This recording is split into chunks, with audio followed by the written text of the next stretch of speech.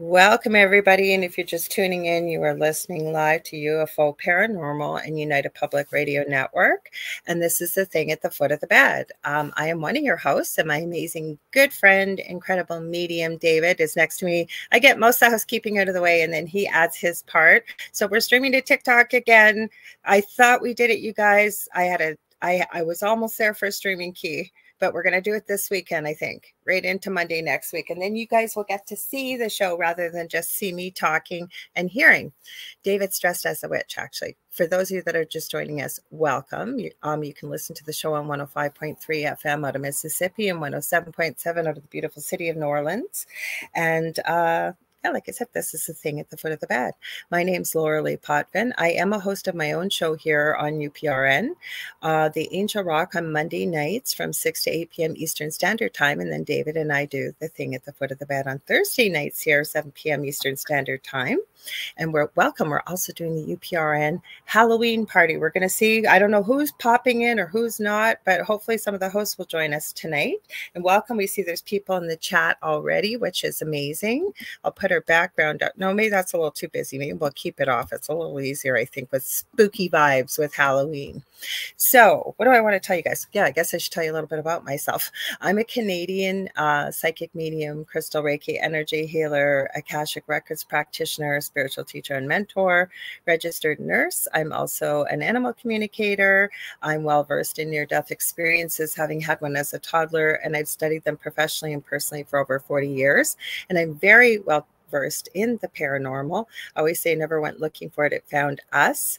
We on my previous home. So we have shared our story on the Travel Channel. It's Paranormal Survivor Season 4, Episode 9. It's called Demonic Hauntings.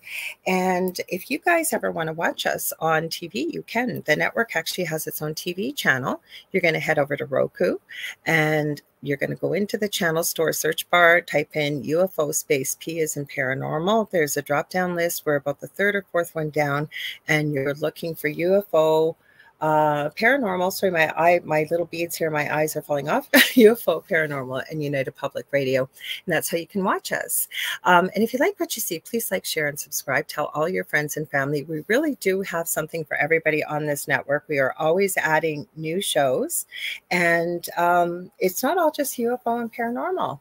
This network's been around for 25 plus years, and we do stream multiple shows daily and throughout the night, 7 days a week. And when we're not, the archive server dips into the archive server and randomly picks shows over the last 25 plus years. So make sure you tell everybody about us. We'd love to have you join us. Now, you're going to know that you're going to hear us talking to the audience that's in the chat. This show and my show, The Angel Rock, we love to make it very audience participative. So if you want to join the chat, this is how you can, because 80% of our audience is audio only. And we do broadcast to every country in the world. Believe it or not, we do. But if you can't see us, you're probably wondering, where are all these comments? Because I've gone to a show like that. How do I join the conversation? This is how you're going to do it. You can head over to Lorilei Potvin on Facebook. You can head over to Medium David Hanzel, I believe it is, on Facebook for David.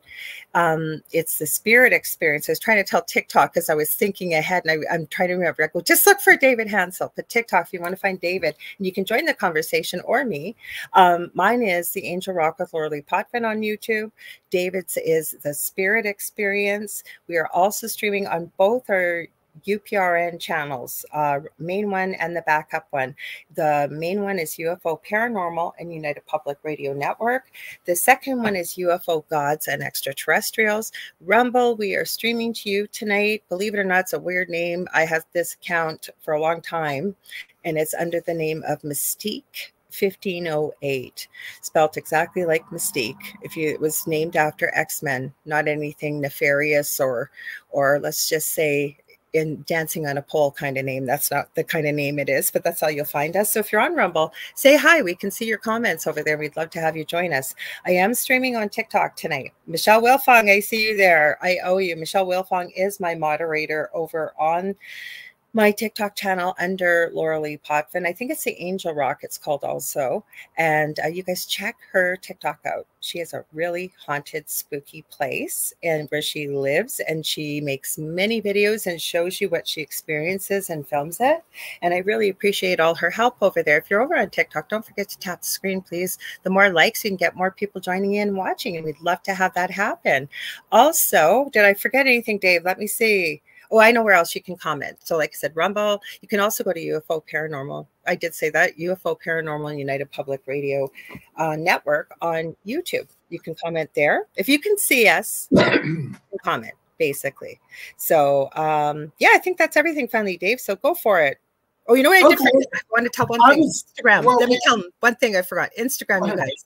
The Angel Rock, they don't put your comments over here like TikTok. So I'm going to pop back and forth, so don't think we're ignoring you. Sorry, Dave. Go ahead. Oh, no, that's it. We both downloaded the same app, a Ghostbox app. So you're playing with it? And I was playing with it. And I'm going to let you know now, because now as I went through it and seeing all the terrible reviews of it, I, of course, will also give it a terrible review, because it absolutely does nothing. And just so you guys don't waste $3.99, it is called the, what is it? The SBX Pro Spirit Box app. It's absolutely awful. Well, I paid $4.99 because I'm in Canada. Yeah, you paid $4.99. And our dollar is in the toilet. Yeah. Hi, Mish. Oh, Mish is going back to work. She's in the future. It's Friday morning over in Australia. So thanks for popping in, Mish. Yeah. Oh, yeah. Your Halloween was yesterday. But anyway, my name is David Hanzel. I am a spiritual medium and a channel. And obviously, I have terrible taste in Ghostbox apps. That's okay. We both did it. You won't know unless you try. Yeah, well, no, it doesn't work at all. It doesn't work. There's nothing you can do. I've done everything on it, and I even looked it up real quick, and it doesn't do anything. But anyway, you know, it is what it is. You know, it's did you turn your volume button on your phone? Because a lot of times they don't work if you don't. That could be it too, but yeah, it wasn't doing anything. But we'll try it again. We'll see, and if I try and it works on this one, I will give it a better review before we're done. So I am a witch, I guess, and I am a boy, so I am a biatch. It works. It works, Dave. It works. You got to I found this out the hard way, because none of these apps tell you that.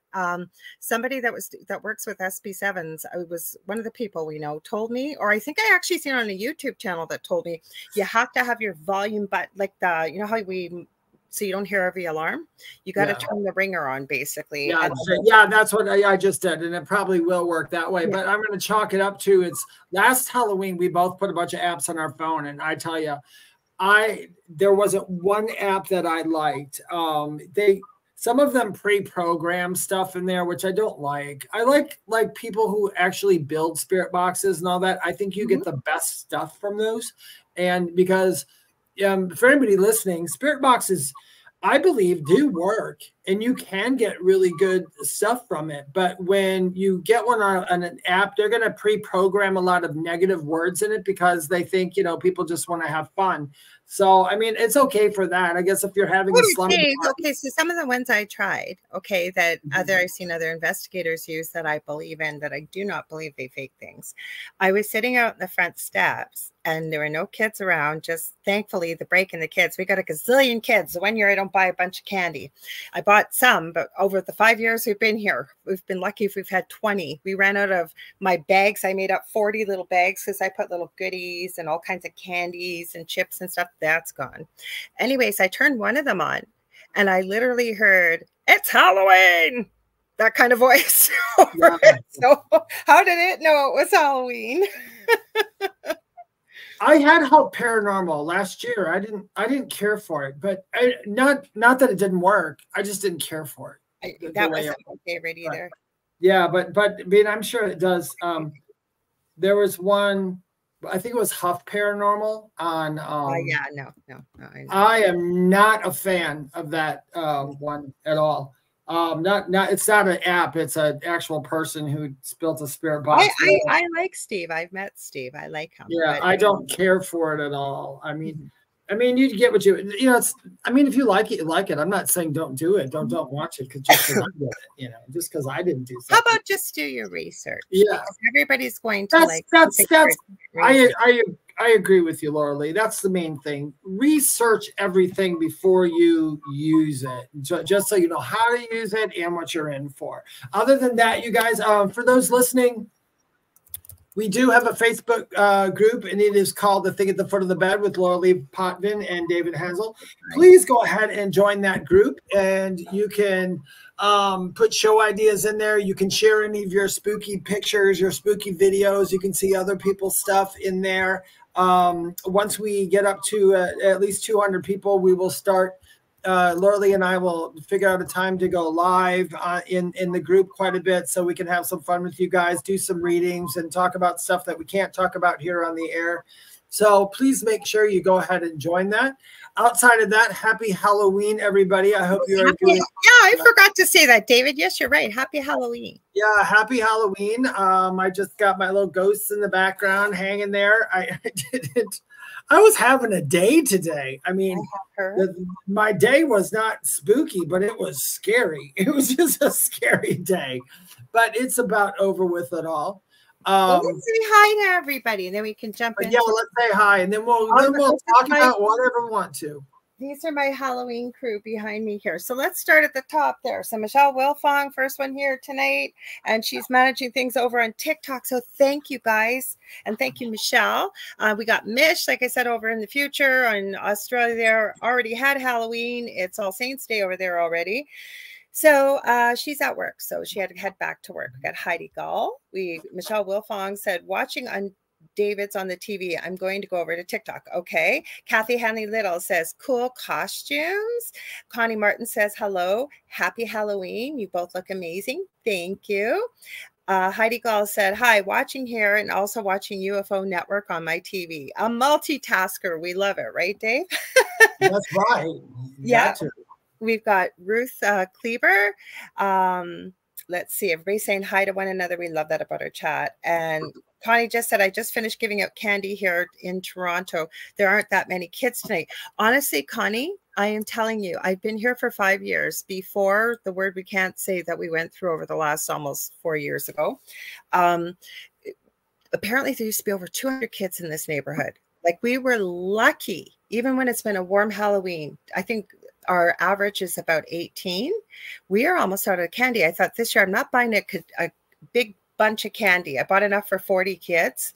We're almost out. So we're probably going to be getting more kids. I think it's slowing down a little bit, but they started at 4:15. They never started. I know, that was early. So Heidi says, happy Halloween to Lorilei and David. So thank you. And Heidi Gall, always share your shows. Yes, you do. So thank you. I don't always get to say thank you. So thank you, Heidi. I've seen that. I'm sure Dave has too. We've got Stone Hobbit. Marissa Brill says she loves costumes. And Howie/Ed Odell says, look at you, sexy people. And Jackie Lane's here. Let's see. He's tipping his hot top hat, Howie. I want to also give him a shout out too.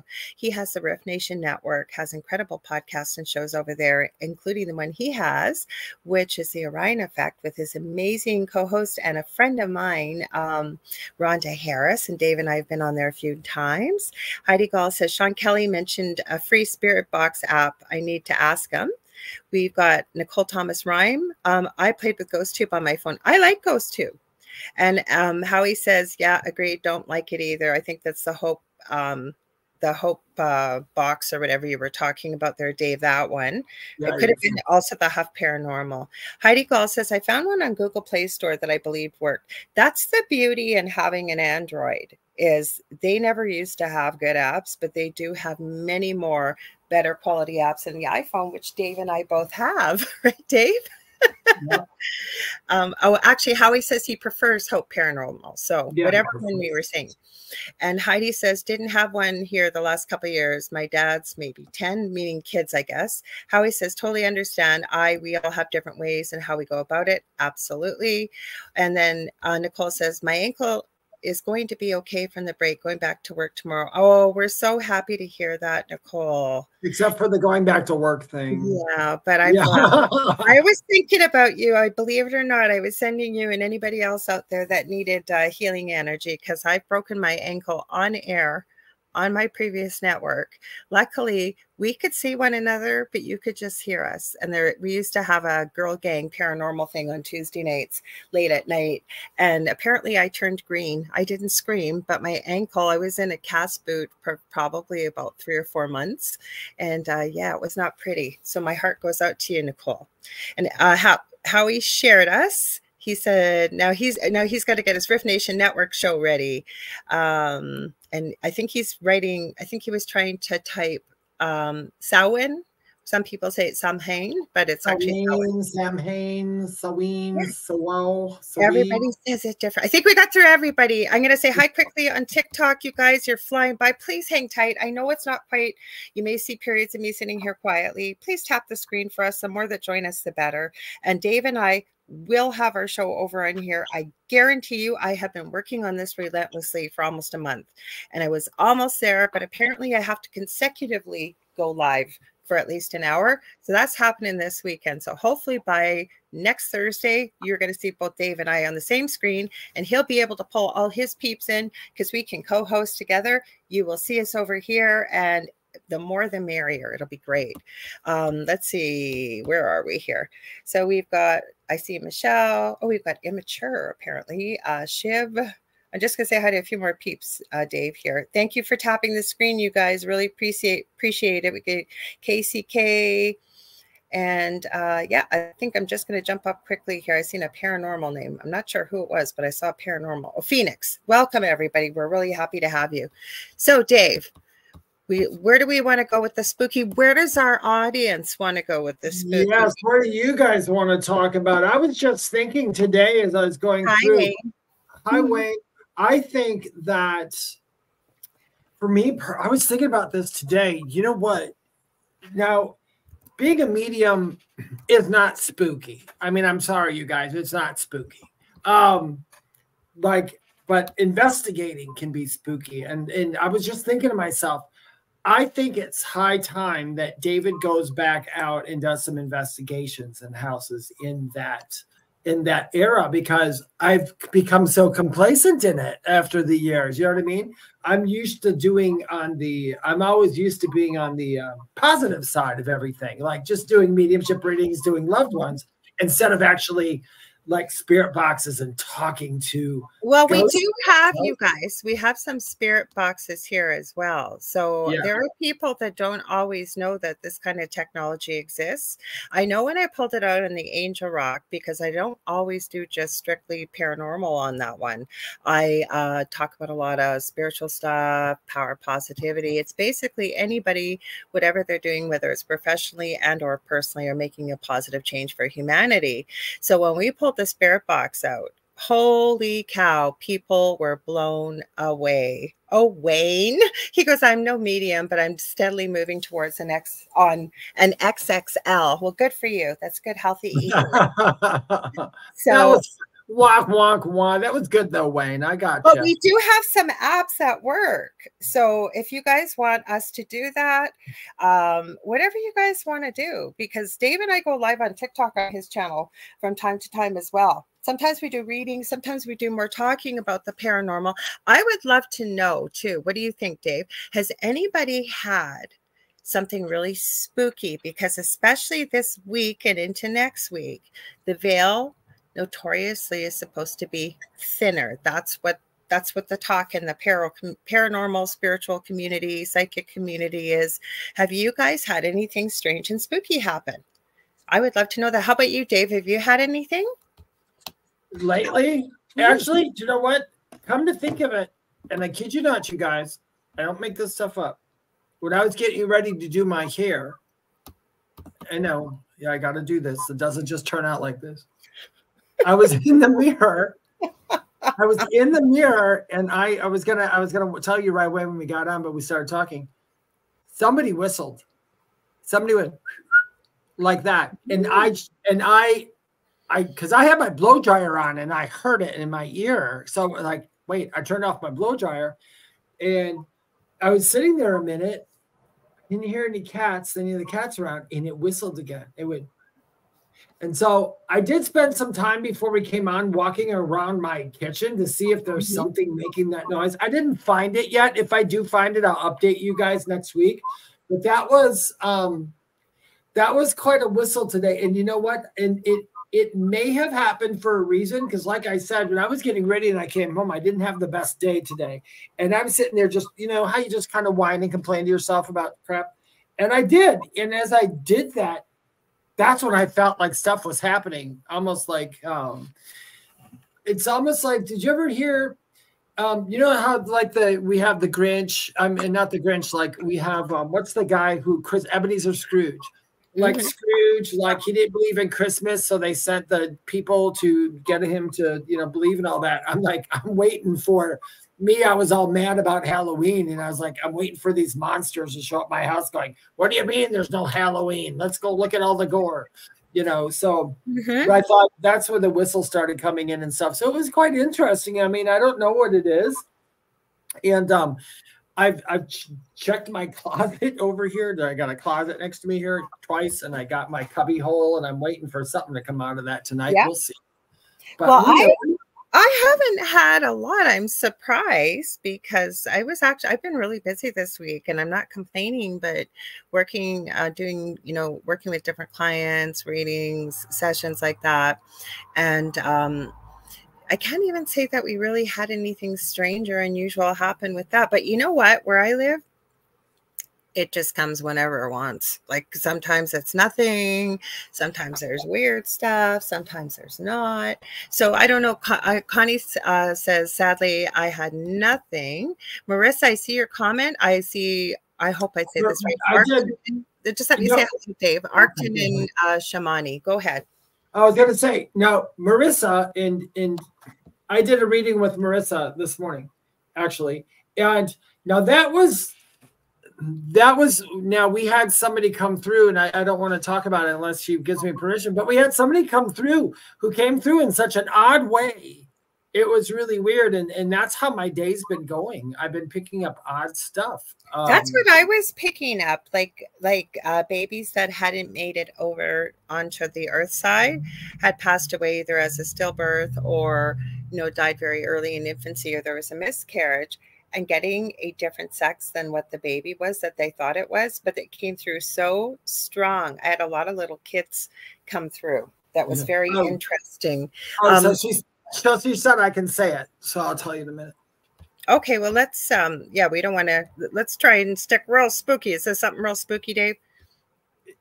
It's weird. It's not spooky. It wasn't scary, but it was weird. Okay, so anyway, I was doing a regular mediumship reading, and usually they come in and they do the whole hi, am this, that, and the other thing, and we go through. But right towards the end, we were getting ready to go, and it's like somebody took a stopwatch or a watch on a chain and just swung it in front of my face. And I got the weirdest feeling from this thing. And I went on and on. Anyway, it ended up being the grandfather, because I could not hear the name. And it was kind of weird for a minute, but he went by a nickname, which was Bear.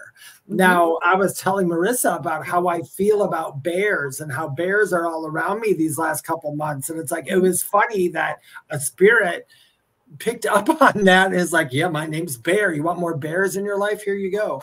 But yeah, it wasn't scary. It was kind of weird though. When I got done, I was like, I sat here for a minute and I thought, wow, that was really weird. It was like really synchronistic as far as that goes.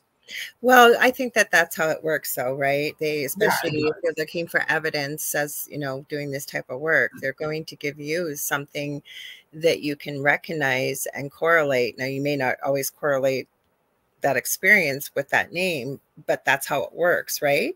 So I'm going to go a little higher up here because I wanted to answer this question. Kelly says, what is the best ghost box app? I honestly have to tell you, and I think Dave will second this, we're not experts in spirit boxes. So I like GhostTube, I like Necrophonic, I like Spirit Talker, I have an Ovulus that that does it. So I think you almost got to play with them or do some research or talk to somebody that if I think Howie ran over to his network, he has probably something Halloween going on over there, but Howie would probably know a bit more. Hang on. Jackie Lean wanted to share an experience. She says, I had a friend of mine have a strange experience. She said she closed her eyes and saw golden light. It scared her and she screamed. I was wondering if she was starting to channel. Any thoughts? Well, for me, first of all, I'll say this. Sorry, honey, over on TikTok, we're not taking anybody online. You're tuning in right now, listening to our podcast on the thing at the foot of the bed. It's our network Halloween party. If you want to join, I'm going to try and pop over and watch the chat over here from time to time. I'm watching a bunch of different spaces, but we can't have anybody on screen. Sorry about that. She could have been channeling, but I think she would best know, because I honestly have to say anything that's light and with gold to me is very positive. And there's many, many experiences she could have had, but all of that could have been positive. It feels like to me, you asking this, that this would be a yes, but anybody can channel, right? But some people are better at things than others. And she could have just been tuning into that. There's many different things which could have been. Every human being channels. I mean, we do. Even if you don't know you are. Because even like music, art, a lot of it, you're channeling it from another artist joining in with you. I would say for that one, I don't believe she was. That's because I don't know. I never heard of anybody starting to channel by, because I channel and I've done channeling. But everybody does it different. She was making there's a difference, but it's the same.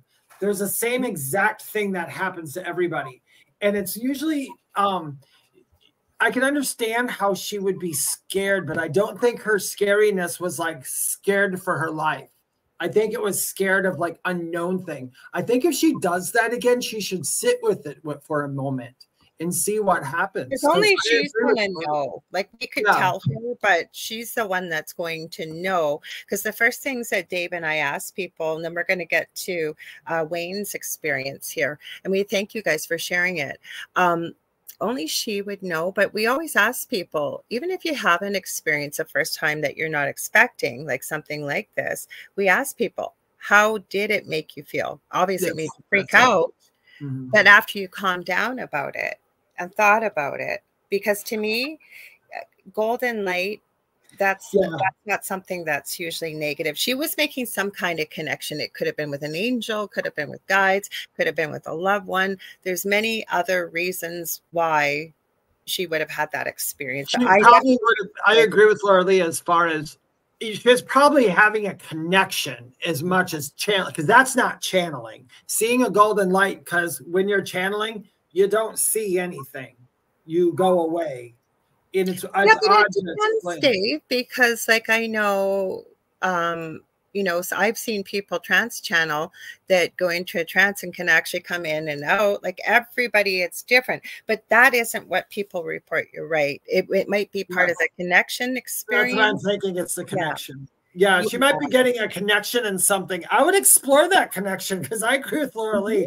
It is.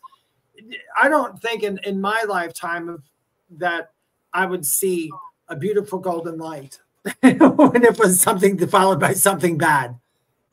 Okay, we're going to read Wayne's, and then we're going to go up one, and then we're going to go down here. And you guys over on TikTok, feel free to share your experiences. I don't know if we're not getting anybody coming through on Instagram yet, but that doesn't mean all of a sudden it'll kick in and we'll get 20 comments. So Wayne says, I had a bad experience with a Ouija board when I was 17. Had a good conversation going, and after a few days, the spirit said she wanted to, I haven't got my glasses on. Sorry, guys. Give me one sec here. I'm going to show it again. It's not going to show me. Wanted to meet me. I asked her how, and she replied, you have to die. Oh, wow. I wouldn't say that that was a positive experience. Definitely would say that was a bad experience. To me, sounds like you might have been connecting with a lower vibrational entity, maybe, or you could have been connecting with an earthbound spirit. But I would say that it definitely wasn't somebody you'd want to meet, would you? That's how they want to meet you. I'd say, we're talking right now. Why do you have to meet me? We're speaking, we're communicating. What do you think, Dave? I mean, yeah, or either that it might not have been scary. It might just been a smart aleck, because that's like the perfect smart aleck remark. It really is. Like you're channeling a dead person. How am I going to meet you? Die. Duh. That's how I feel it. But you know what? You got to go by what you felt about it too. Good point. Yes. Yeah, you do. You really have to go by what you felt by it. I would, as far as like Ouija boards, though, I mean, me and Lorilei we have the same opinion. I mean, it's not a toy, but it's you got to be able to use it. It means just, you know, you don't. I don't think it's evil. Yeah, I think it's a tool. You don't use a fork to eat soup. You know what I mean? It's like you got to know what to use. It's a tool, but it's no different than there's so many other ways. And you guys have heard me talk about my analogy of Mr. I call him, say, John, hearing that somehow that a chainsaw is an excellent way to cut down a chain link fence, and somehow miraculously makes it to the hardware store, picks one out on his own, and actually figures out how to use it without reading the instructions. And then when he goes over to the chain link fence and he goes to cut it, and he's absolutely mind blown that it kicks back and cuts his arm off. Now, is the chainsaw evil? No, it's a tool. But the problem with John is John didn't have anybody show him how to do it. He didn't read the instructions. He didn't learn anything about the safety of using a tool like that. And that's kind of the analogy I use with a Ouija board. A Ouija board is not negative, but it has a lot of negative belief around it, and everything is energy, just like the Bible has a lot of positive energy associated with it. And people have had some negative experiences. I believe people when they say they have. You can open things, is what I'll say. You can open things. Yeah, I would say though. I mean, like, I think I'll butcher your name, so I'm not going to say it, but I think it's Arktinen. Arktinen. I was trying to say hi to him. Sorry. Yeah. Yeah, I'm going to say A. I'm going to call you Big A. Yeah. So you have a spirit board Ouija, never use it, don't know if it's safe to use or should I try it. This is my recommendation if you're curious about it. Listen, if you're doing anything and your intention is to contact the spirit world, you can, the simplest thing to do is a small prayer of protection for yourself. Just do a prayer of protection for yourself. You can, your intention works better than anything to just say, I'm only working with, you know, love, light, and consciousness, if that's what you want. If you don't want that, then don't do the prayer. But there's also an opening ceremony and a closing ceremony. You should always close something down. Not that, and it's not that tons of bad stuff are going to happen if you forget, but here's what happens. Because we're human, and because these experiences are subjective, they are not objective. They are subjective, which means that a lot of them are happening within us. You need to close it down. You got to tell yourself. It's the same thing as if you leave your house and you left the stove on. That would not be a good thing. You want to check the stove, make sure it's turned off. Same for a Ouija board. When you're all done, you just do a little closing thing that you're done.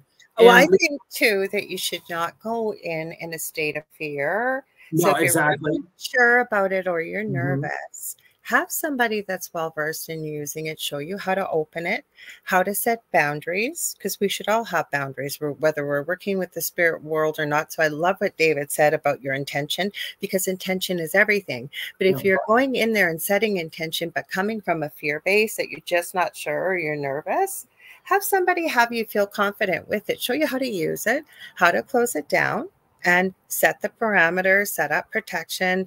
Whenever I've used it, I don't sit down at Ouija boards, but I mean, I use a pendulum. It's a communication thing. You can draw a circle, put the alphabet, and put it in the middle, and it'll spell out what you need. I call in Archangel Michael for myself, but I do set the parameters.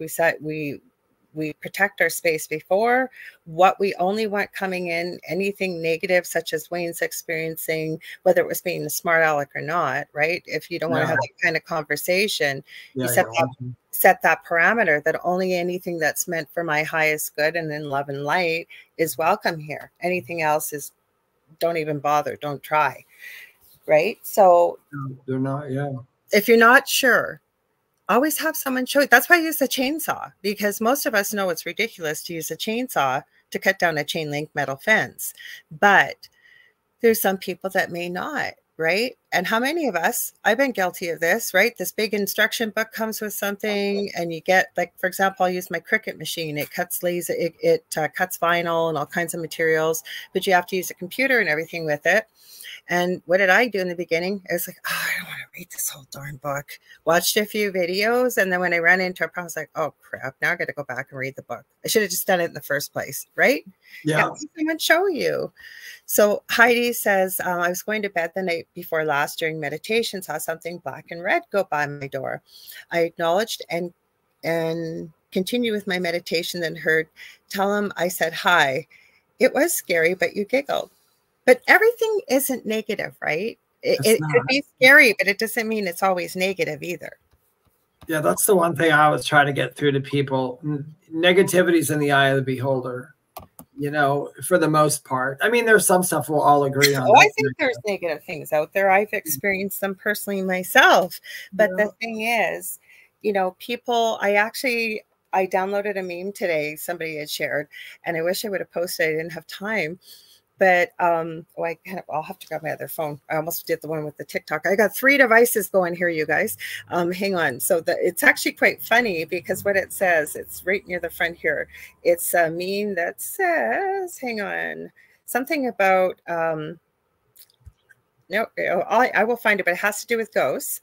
And it basically said that if you're going to be a ghost and come to my house, make sure if you're going to be acting up and moving stuff around that you grab a broom. Yeah. So great.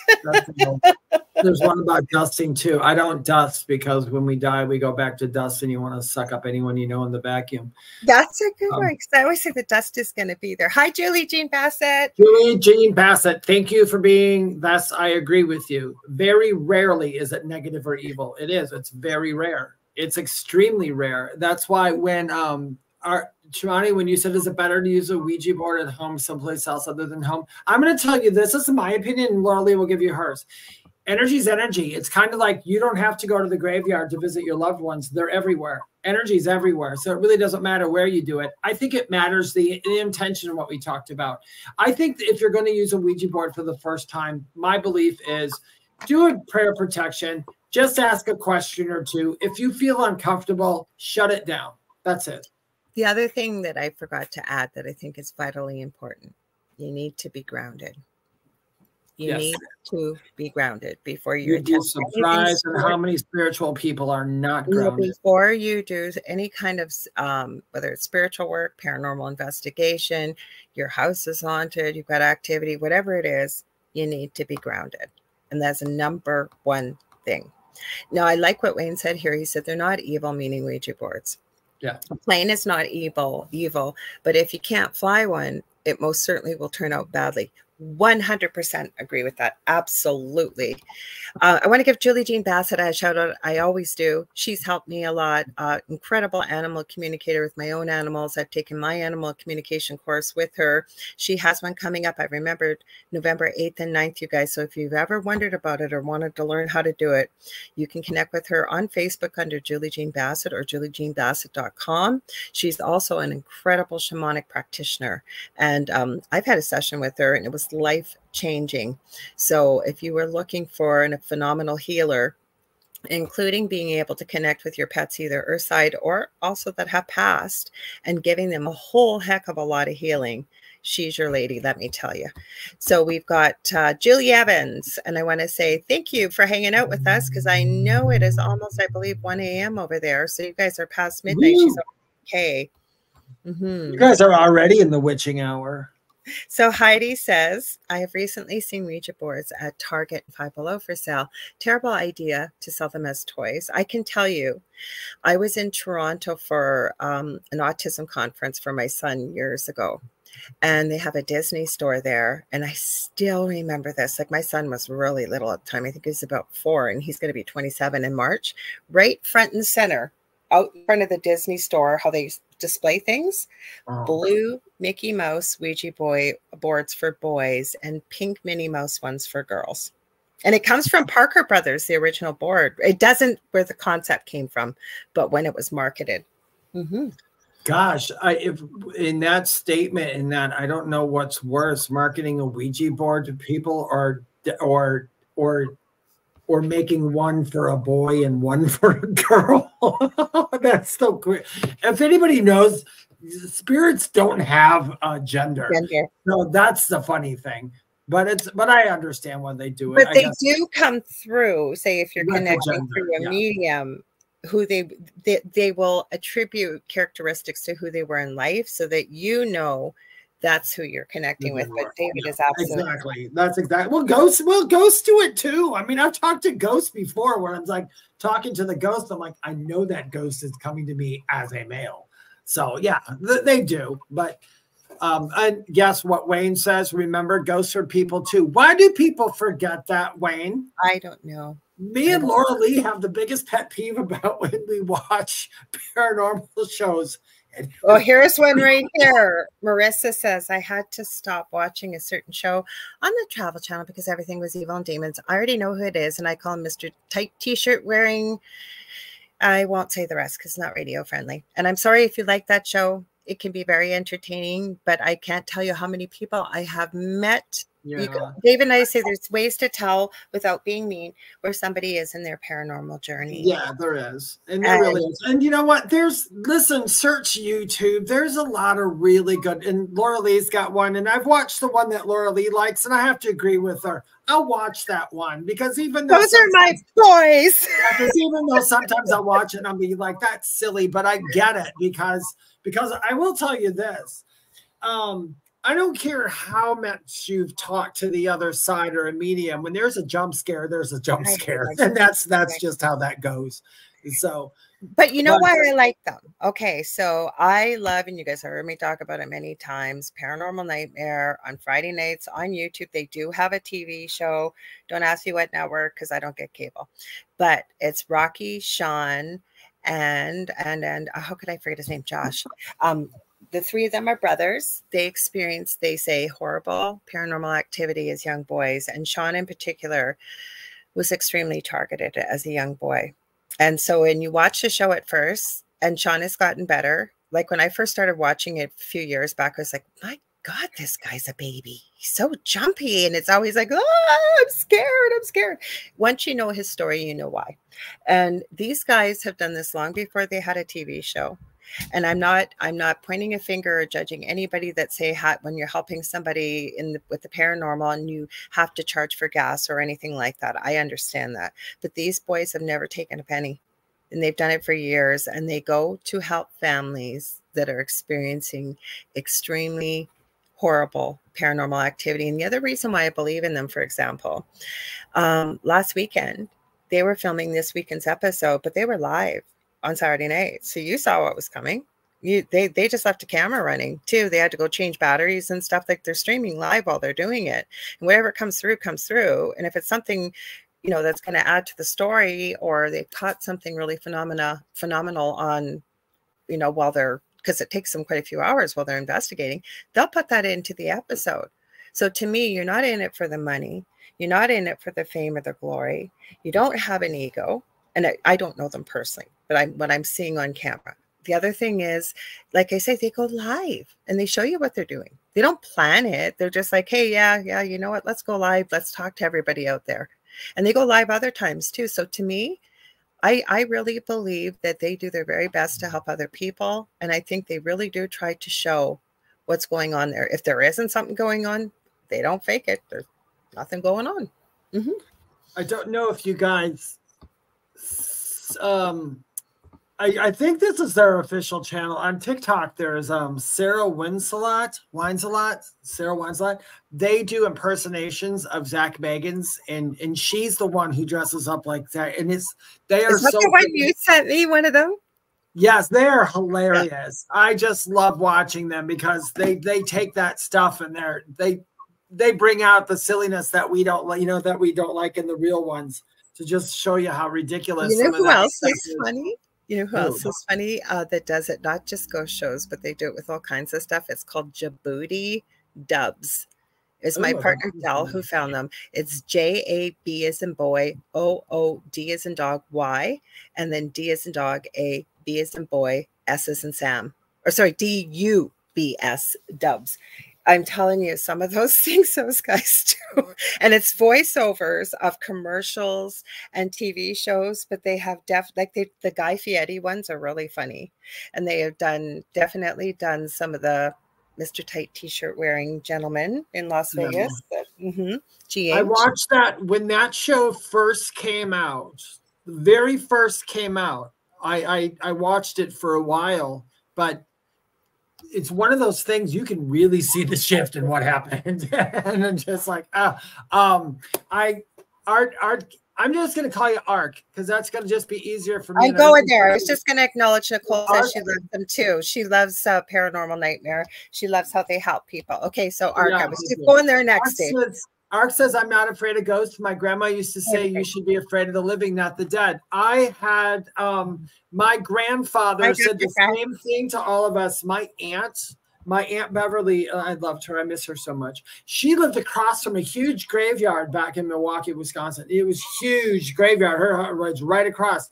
And when we were little, we went over there. And I remember my mom out in the car saying, oh my gosh, she moved right across from a graveyard and she was all spooked out. And my grandfather said, it's not the dead you need to be afraid of, it's the living. And I've remembered that all my life as well too. That's a really good saying. I think it's really well. The other thing I wanted to add that I did have highlighted, and Julie was right too, Julie Jean Bassett, was never on top of when you're working in this realm, besides being grounded, setting your boundaries.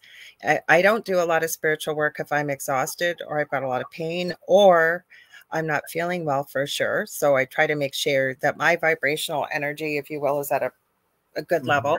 Setting boundaries, setting protection, opening and closing the session, and then being hydrated. Definitely.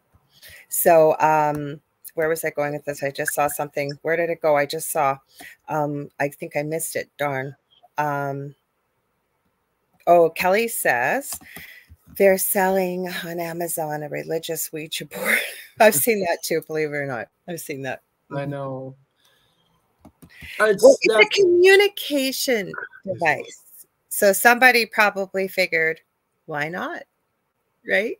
Yeah, well, they're just capitalizing off all of it and trying to make some money. But, you know, really, I mean, I did the pencil. What was that? Remember last year? I did one. Yes, you did. I remember that. Yes, you did. I have an angel board. It's not a Ouija board, but it's an angel board. I can go grab it, you guys, but it's huge. And it doesn't look like I've got this angel board, so that's not going to be spooky. Well, I didn't mean it was spooky, but when somebody's saying a Ouija board, how do they word it? But basically a spiritual one. This is a communication board that you use with angels, but it doesn't look like a Ouija board. That's all I was going to say. Oh, I like Jackie's comment. You and I are on the same page. I was just about to highlight. Oh, we got Michelle DeRoche sitting in the back. Let's bring her in. You should just popped on. Hey, Michelle. Happy Halloween. Happy Halloween. Oh, it's the Black Hat Society. Look at that. Wayne's in here having a field day in here. He's always so entertaining in the chat. You guys all know Michelle DeRoche. I am sure she has the Outer Realm with Amelia Pisano right after this second night tonight. Wednesday night's the first night of it. Always great guests. She is extremely well versed in the paranormal. And she's our station manager too. So I'm glad you're the only one that's popped in so far. Oh, well, I think it's because everybody has kids too early. Like I know. Like they finally just seem to be thinning out now. Wayne's manning the fort. So it's like, all right, I'm here. He's in here chatting with us. I did not have one child come to this in this neighborhood today. There's just nobody trick-or-treats anymore. Oh, really? Here we have so many kids. First time ever. And first year I said, you know what, I'm not buying a whack of candy because I end up throwing most of it out. Almost all our candy was gone. Like I don't know, I haven't heard too many since, but I made up 40 bags. We usually have about 15 kids and it was gone by 6:30, 6:45. Well, a special little someone that I was waiting for showed up tonight. And let's just say he got like, dump the bowl. Give a child all the candy. We're almost done. That's Michelle, since she's here, we got a fresh set of opinion. What's your opinion on Ouijas? Well, I'm sort of the mind that it's more about intention than anything else, right? Like I do, because I mean, let's face it, you have voice recorders, Ouija boards, pendulums, you've got other types of spirit boards, you've got ghost boxes. Again, just like voice recorder. I think if you put out the intention of wanting to communicate with something or someone, you'll get it. I don't think the Ouija board is the only way to do it. It's probably just the most popular way to do it. I agree. Yeah, we were just talking about, because it's like, even like with divination, I love divination. Divination is just fun. I just love it. And I you know what you're doing. Yeah, and I have a crystal ball, and somebody said, and I had the crystal ball because I like the crystal ball. I love crystal balls. Yeah, I do. Exactly. And so scrying. somebody said to me, "Do you need a crystal ball in order to do scrying?" And I said, "No, you can scry into a Q-tip if you have the right intention." Oh, for sure. I have an antique black mirror that I do it with. Oh yeah, that's the. Now I do have to say, fire, water. My favorite is like what you said. I've been trying to get hold of an antique bowl that's black, because I painted the mirror, I painted the bottom of the bowl, but I can still do it just with clear water. But I just like the ritual behind it. Yeah, I want to show people, because they think a Ouija board. This is a pendulum, and you guys, once you know about it, this is my stupid pet trick. So I'm gonna try not move my arm, and I got to remember to breathe. I'm telling this to move back and forth. Don't breathe. Don't breathe. No, not too hard. Now I'm going to tell it to stop. Now I'm going to tell it to turn in circles. Yeah. And now I'm going to get it to stop. I'm not magic. I remember once I did this on a podcast with someone, and people were, "Oh my God, she's a witch. She's a witch."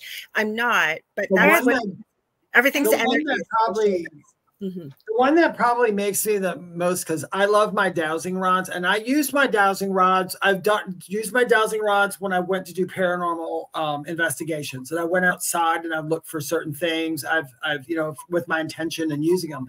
But I see so many people on TikTok using dowsing rods, just asking one question, like, well, somebody will ask a question. "Can you find out if I get drugs for my cancer?" "Oh, the dowsing rod said no." And then they move on. I'm like, are you freaking kidding me? Stop it. There's better things to use them for. But, I think that's true. I thought that's, oh, sorry. Go ahead, Michelle. I'm sorry. No, I'm saying, no, I agree. Totally. I was just going to say, I have a delay. David's used to it, but I don't know what it is. And I'm not, I mean, you and I are in Canada. Dave's in, well, kind of almost the southern U.S., right? Where you are, I'm on the East Coast, well here.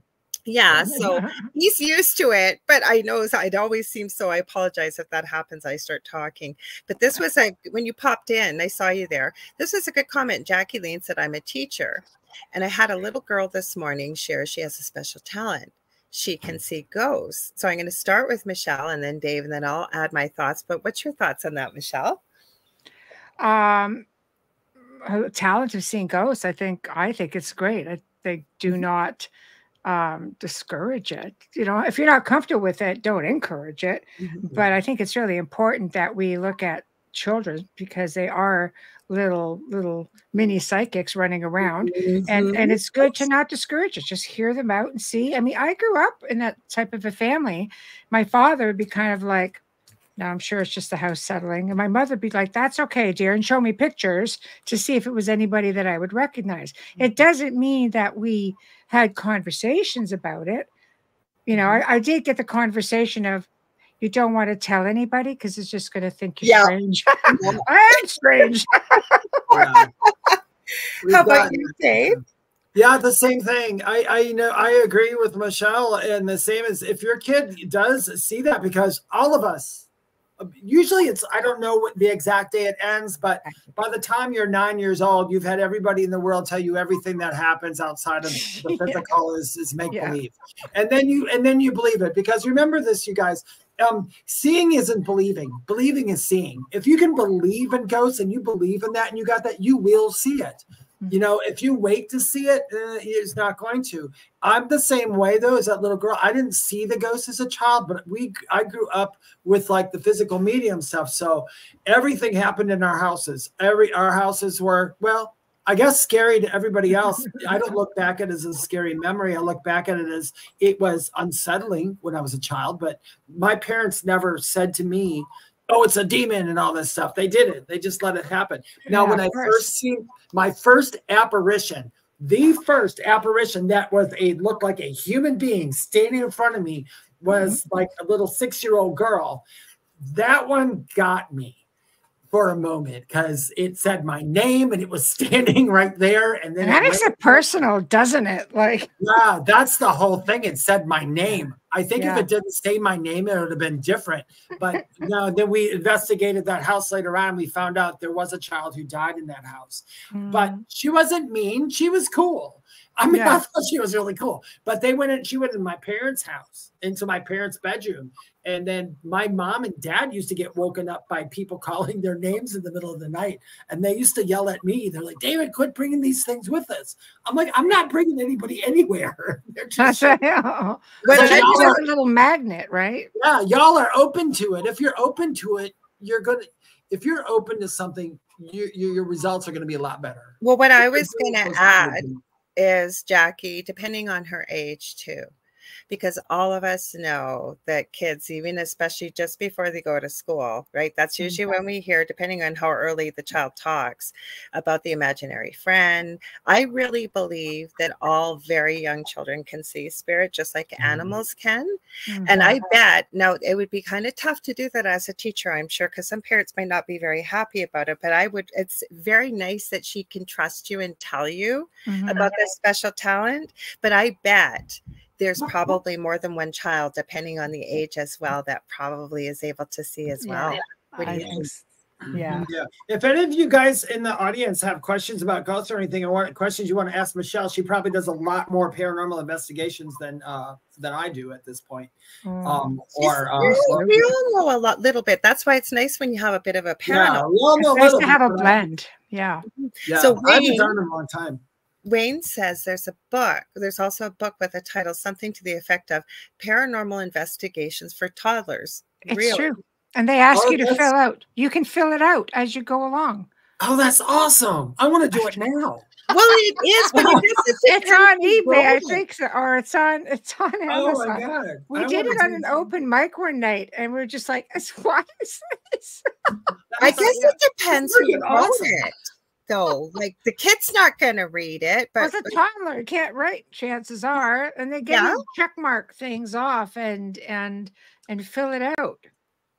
Well, I thought that was a good idea. When I was a kid, there's a funny thing. I don't even think Lorilei knows this.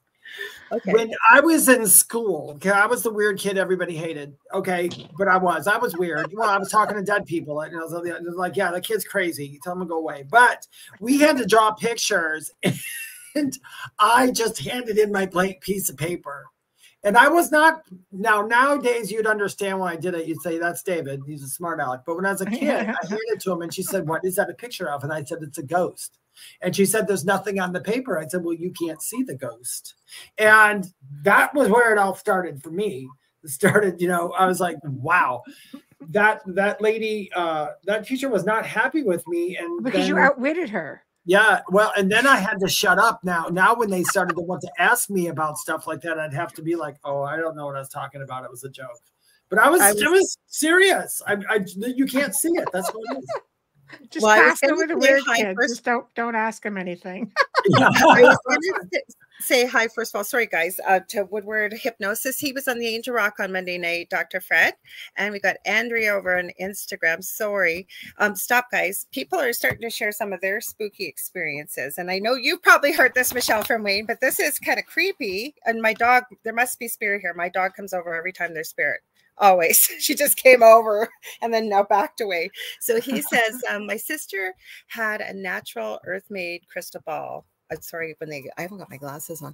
She had it for years. Every so often the ball would sweat. There would be a pool around it. And the next day something horrible would happen to her, her friends, or her family. She finally gave it away. What kind of crystal? That was his free spirit sister too. She was like really witchy woo woo. She was fun. She is fun. I love crystals from. So do I. Yeah. This is one of my guys, and he's a smoky quartz. Oh, and he's from Peru. I love that one. It's a crystal. Well, you know what? We had a guest who came on to talk about it, and I often looked at them, and he said, you have to look at one and see if it resonates with you. So I'm looking at all kinds of them, and I kept coming back to this guy. He's got a real pointy little nose. I don't know if you can actually see his little pointy nose, but I wanted the old style, like Mayan type South American. Did he give you a name? Did he give you a name? No, because I have not actually meditated with him yet.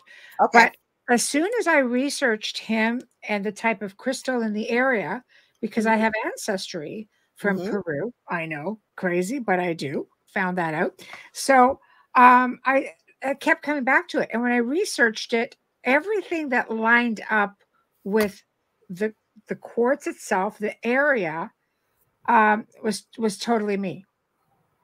And I didn't even question it. I purchased it. And I know it's a he. It's a he for sure. But I haven't meditated with him yet. And I'm just, because you know my life. Yeah. I have time to meditate, let alone try to meditate and pry a name out of her crystal skull. So, I love your crystal. I got a skull too, but I got a crystal dragon. I love dragons. Yeah, and I do too. I do too. I found it, Dave. I found it, the resin one, but this is beautiful. You got to tell a story. The story behind this is really odd. I was talking to a friend of mine in Messenger. But anyway, while we were in Messenger, you know how you can change the background of it? Well, yes. I changed it to Chinese dragon just because I got that impulse, and I changed it. They're like, what are you doing? I said, I changed it to dragon. And then I was thinking about dragons and all that. And then a friend of mine who's a crystal dealer, she gets crystals for all over the world. She's really good. And she texted me and she said, David, I'm at a crystal show and I'm buying something for you. I want to send it to you. And I just want you. And I said, oh, what is it? You know, she's like, I'm not going to tell you. You can just have it. I want to give it to you. It's calling out your name. And I said, okay. 2 days later, after all the dragon stuff, in the thing came the dragon head. Wow. And I had told her, I said, oh my God, it was weird. I'm also I love dragons too. I used to study dragon energy a long time ago, like the siblings of dragon, all kinds of stuff. It's wild. It's wild. It is wild. Oh my God. I resonate with bloody dragons. Like I always have my whole life. My son, one of my kids do. Like, it's just people like, what, like reptilian. Yeah. Okay. Like reptilian, whatever. I'm down. Yeah, but I love the reptilian. Yeah, I love reptilians. So my first alien encounter was a reptilian, and I was like 6. How'd that go? How did that go?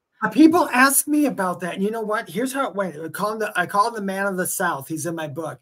I was like 6, 7 years old. I was in North Carolina, here where I live now. My dad, I was in the family, and my dad picked me up to take me to bed. And he said, you got to go to bed. And I was too lazy, you know, and I didn't want to walk. So he picked me up. So I was looking over his shoulder down the hallway. And all of a sudden it was like, Michelle, time completely stopped. It's just everything stopped. And he stepped out. And I remember exactly what he looks like. And all that was kind of said back and forth was, we're here. We're just letting you know we're here. And I was like, okay, cool. Okay, what else are you going to say? No. And then everything went back to normal. And it stayed with me for a long time. And they would come in dreams every once in a while, but that's like Lorilei knows. Whenever somebody talks so bad about reptilians, I'm like, I was just thinking that. Yeah, I've never had. I know people talk about them, but I've always been the defender of them because it's like, that dude was really cool. I've heard people say that. Yeah. I always say to David, though, Michelle, is I think like as it is with humans or anything else, any species has positive and possibly more negative because I don't get along with reptilians. I do know that later on it was said that he's like, he does not reside here on Earth, because I'd asked that when I got older. I said, do you reside on Earth? Are you guys underground? All that. They're like, no. We don't reside here, right? But he didn't anyway. But yeah, that was my first. But that got me into dragons later on. They have the same energy as this. It was almost. It's like it's very authoritative. Can be very protective. It can also be very nurturing too. But it's in a weird way. It's kind of like I'll give you something to cry about. You know. I was going to say gruff. Yeah, gruff is a good, it's a gentle word. Yeah, it's a good word. I have dragons protecting my property, and all my tattoos that I have drawn, it's hard to turn my arm, that's got a bunch of symbology I drew. I channeled that. And then I have a big yin yang type one on the back of my neck here. I've always resonated with them, but fairies and unicorns and all that kind of stuff. But I just like them. They're the keepers of ancient wisdom, you know, and they traverse between the realms, and they give you that protection and that wisdom. And I think they've just got a bad rap through time because, you know, they just look big and foreboding. And I think they're spectacular. Oh, they are. They're just like big scaly puppies in the sky. That's I look at them like that too. They look like a big menace. They're like a big menacing dog that really loves his owner. Exactly. Exactly. Like a guard really dog. Smart ones. Pardon? They're kind of like a guard dog, though. And if you, like you guys know, I get activity where I go. And once they're loyal to you, I find they will protect you. I have the goosebumps. I have them on the corners. I have them at the front door, the back. I even have asked some to stay over top of the roof. And if for both of you, chrysocolla, do you know what chrysocolla is? No, that's a new one for me. Okay. Chrysocolla to me has that energy, that dragon energy for me. It's very calming to me. This was also gifted to me by somebody. When I first, I was going to do a gallery event as a medium in a store, and the lady asked me, she said, not that I'm being rude or anything, but do you mind if I get a reading from you so I can like vet you? I'm like, yeah, well, yeah, absolutely. Duh. Yeah, that's totally cool. So anyway, I gave her this reading. We're on the phone for like a long time. And she said, I need to give you something for that reading. I said, no, that's part of the process of vetting. You can vet. That's cool. She said, nope. When you come into my shop, I want you to pick out anything you want. And this thing, and I'm not I love crystals, but I'm not a big, huge, I got crystals everywhere person. I looked at this one and I said, I've got to have that one. This one, if you hold it in your hand, it's really strong. It's real powerful. It's got that dragon energy. Plus, I was telling people, they're like, is it protecting? I'm like, well, if you whip it at somebody, it's going to hurt. It's going to project, all right. Projectile. Yeah, look up chrysocolla. It's a very strong energy. It's very strong. I thought this was an interesting comment since we're getting into the bit of the spooky. So Heidi shares, last year my granddaughter told my daughter and I for over a year that there was a guy in the tree. I just recently spoke with my neighbor whose son was saying the same thing a year ago. I think she said further down she saged. We both have cleansed and haven't heard anything about the man. But what's your thoughts on that? If somebody runs into something like that, like luckily Heidi knows some of the things that you can do, but we all run into people who go through this. So what's some suggestions that you might have for somebody like that, besides get a hold of somebody that deals with this? After you, Michelle, you go first. Thank you. I think if you can properly ground yourself, it's a lot harder for things to attach to you. First off, even people, because people, we can't help it. We have baggage, we have bad days, and sometimes we latch onto energy or we project energy, and it can affect us in different ways. But I think if you're coming across something like that, if you made a practice of just grounding, you'd be okay. And again, I'm really about mindset and intention and things like that. I mean, I've taught people how to get rid of stuff just through changing. But these were kiddies, though, right? So you got a parent trying to support a kid. But you can ground your kids. You've got to thank you for saying that. Yeah, you can bring them right into your grounding.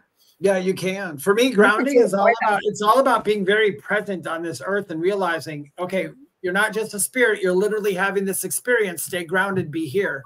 Yes. And I agree, you can change that with a child. Wait, where's that there's another part to that question I want to answer, but I might not know what it was. What did you see, Dave? I'll scroll up if you want. What was the question you just had on there before that? That was the one from Heidi. Hang on, I'll go up a bit higher. There you go. Is that it? Heard. Yes. Yeah, the guy in the tree. I am on the same page as these two are too. It's okay to see those things once. That's just like telling a child, oh, that's just make-believe. You shouldn't do that. I say you should acknowledge what the child says. And, you can ask the child, did it say it was going to hurt you or something like that? In that way, if the child said yes, then you can work with the child in another way. But yeah, it is all about grounding and grounding your child too, and telling your child, hey, guess what? Nothing can touch you if you don't want it to.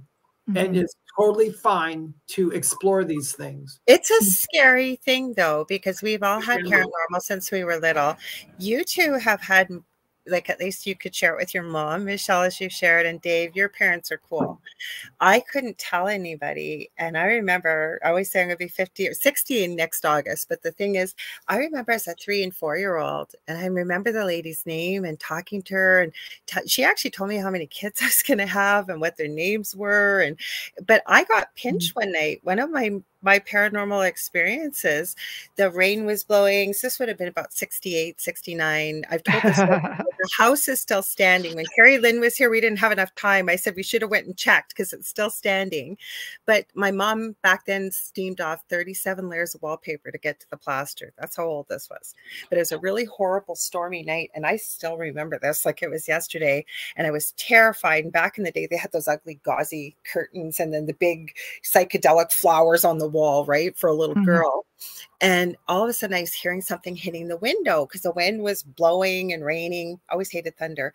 And it sounded like a branch tapping. And I remember looking out from my covers, and it was like a claw, and it was going down the window. I'm getting goosebumps as I'm telling this story.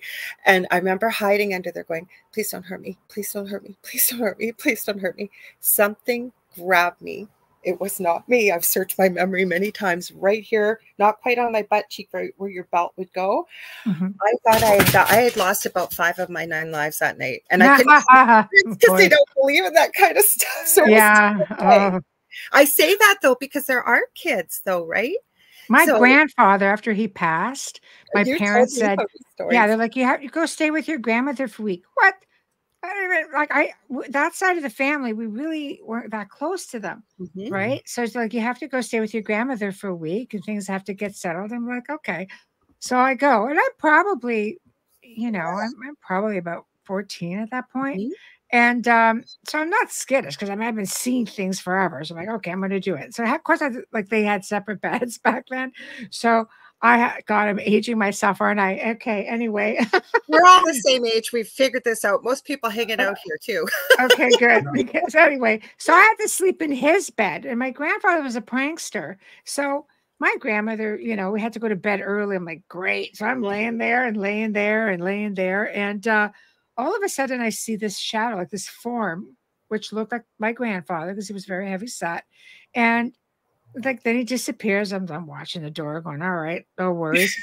Anyway, he poked me in the back, and I'm like right at the base of my back, like to tickle me like a poke. Oh my God. I'm like, oh yeah, I would have took that myself. Did not see that coming at all. So, it startles you, like pinched, poke, grabbed. It's like, I'm not into the touching personally. I'm not either. I don't like it. We already told on this. We were investigating the Randolph County Asylum in Indiana, and there's a huge paranormal group there, which I really love them. I wish I could I wish I knew their name because I'd give them a shout out. They were the best paranormal group I think I've ever done something with because they were so professional about everything they did. But anyway, we walked in, and I walked in with a friend of mine, and there's like a bunch of us sitting on this long hallway, this long corridor, this asylum, and they're trying to capture stuff. And so one of the guys, he knew I was a medium, and he said something. They were asking the ghosts to do different things. I hate when they do that. They're not monkeys. Well, no, they were very nice about it. They asked them if they could do this. And one of them said, could you touch David for us? And I'm sitting there like, oh God, no. Don't be touching me. They got it on film. It touched me on my shoulder, and my shirt actually raised up the way it touched me. It scared me. And I sat there, and everybody went, oh. And I said, you know what? No more. I don't want to be touched. I don't want to be touched. And I sat down. Next thing I know, it poke, right? I got the poke like you did. The poke's in my side. I'm like, I don't think you told me about this one before. Holy cow. Yeah, that was that. I was with Jessica and all them, and they all watched it. I'm like, oh my God, I just poked my side. No, I'm like, stop it, stop it, stop it. Yeah. I was inanimate. I'm not. The ghost wasn't, whatever was doing it wasn't malicious, but no, but it's a human could do that too, and it would be annoying. You know what I mean? Like, yeah, exactly. Right? Yeah. With personal boundaries. And I've talked about thoughts on the angel rock, especially too, right? And people don't know, like if you use the woo-woo words, auras and layers of energy and energy body, but people know personal space. I always use the example, if you love someone and you know them well, you allow them very close into your personal space. But when you've all been around, but your loved ones, I don't think would really do that to you. No, but that's where I was going to go. That's what I was going to say. No boundaries. Somebody you don't know, and we've already written the right. You feel it. What do we all do? We jump back immediately because we feel it. So we wouldn't take that from a human being. So why should we be taking it from a ghost or a spirit or something? It didn't do no more after that, but I was surprised when it did the second time, and then. You know, but the group, I was laughing with them. I'm like, you guys don't ever do that again. No. It's funny. I investigated with this individual, and we used to do tours, like a Castloma. Like I was a paranormal representative for a lot of years, a big castle in Toronto.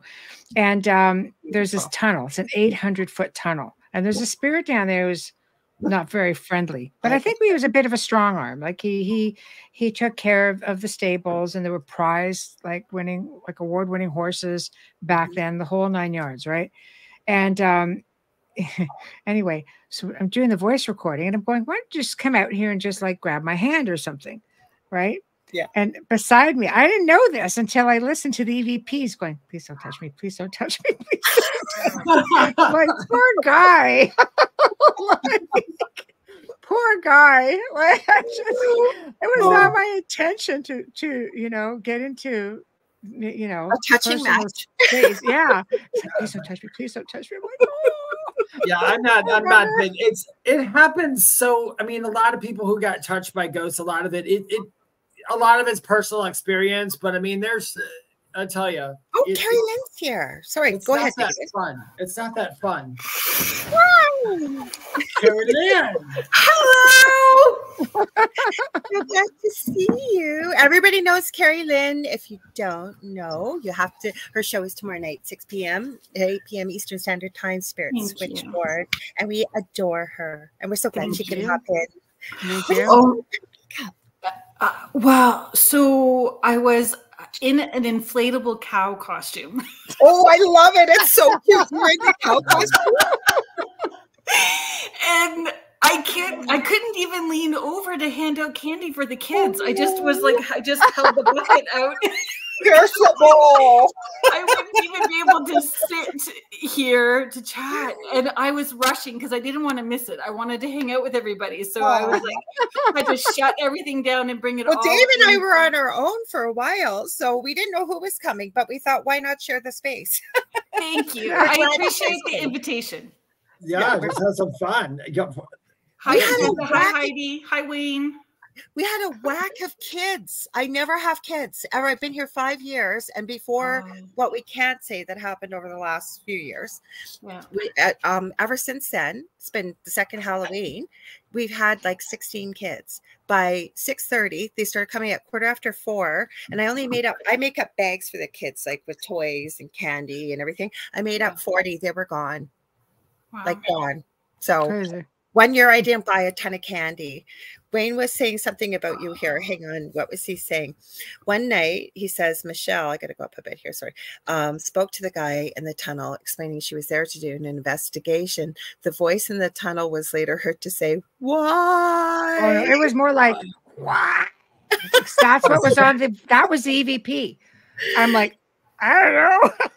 Why not? Sometimes I don't think they want to be bugged. Come back. Why not? Did you ever wonder with EVPs if they're actually just hearing it that way, or is there actual some intention the way they say stuff? Well, I heard it even with my ear, so I don't know. But it was like, since you heard it with your ear, then I was happy to capture it, But yeah, it was great in my ear. And y'all, if you see comments and you want to highlight them, you know the drill. Just hop in and highlight something. Because Heidi, we didn't get a chance to share that, and I did see it because I make things, but I think that's so cool. She wanted to let Carrie Lynn know I'm making an herbal witchy broom. I think that's cool. So Carrie Lynn, because of our conversations before, what is your take on dragons? Oh, I have one. Yeah, in spirit.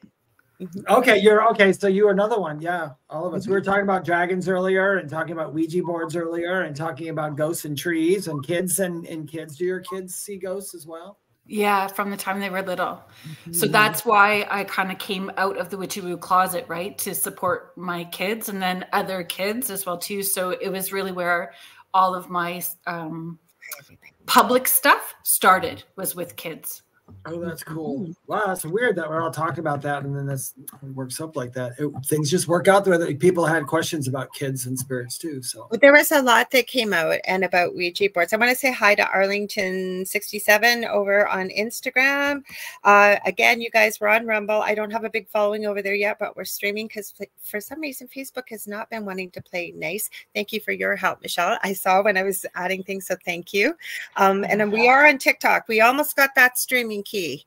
Almost. I'm hoping by next Thursday, you guys, we're going to see the show actually on TikTok. I'm streaming over there live. So I want to thank Michelle Wilfong too, because she's the mod over there for me, doing a fantastic job. So you got a bunch of people popping in. You guys, if you do want to join the conversation, like Michelle and Heidi, Contessa, they all flip around to all of our shows. It's so amazing. It's wonderful. We appreciate you guys so much. We sure really do. And she's doing double duty, Michelle, because like I didn't even get a chance to ask her, but it was going crazy the first night I was in there. And I knew she was there and she's always at the show.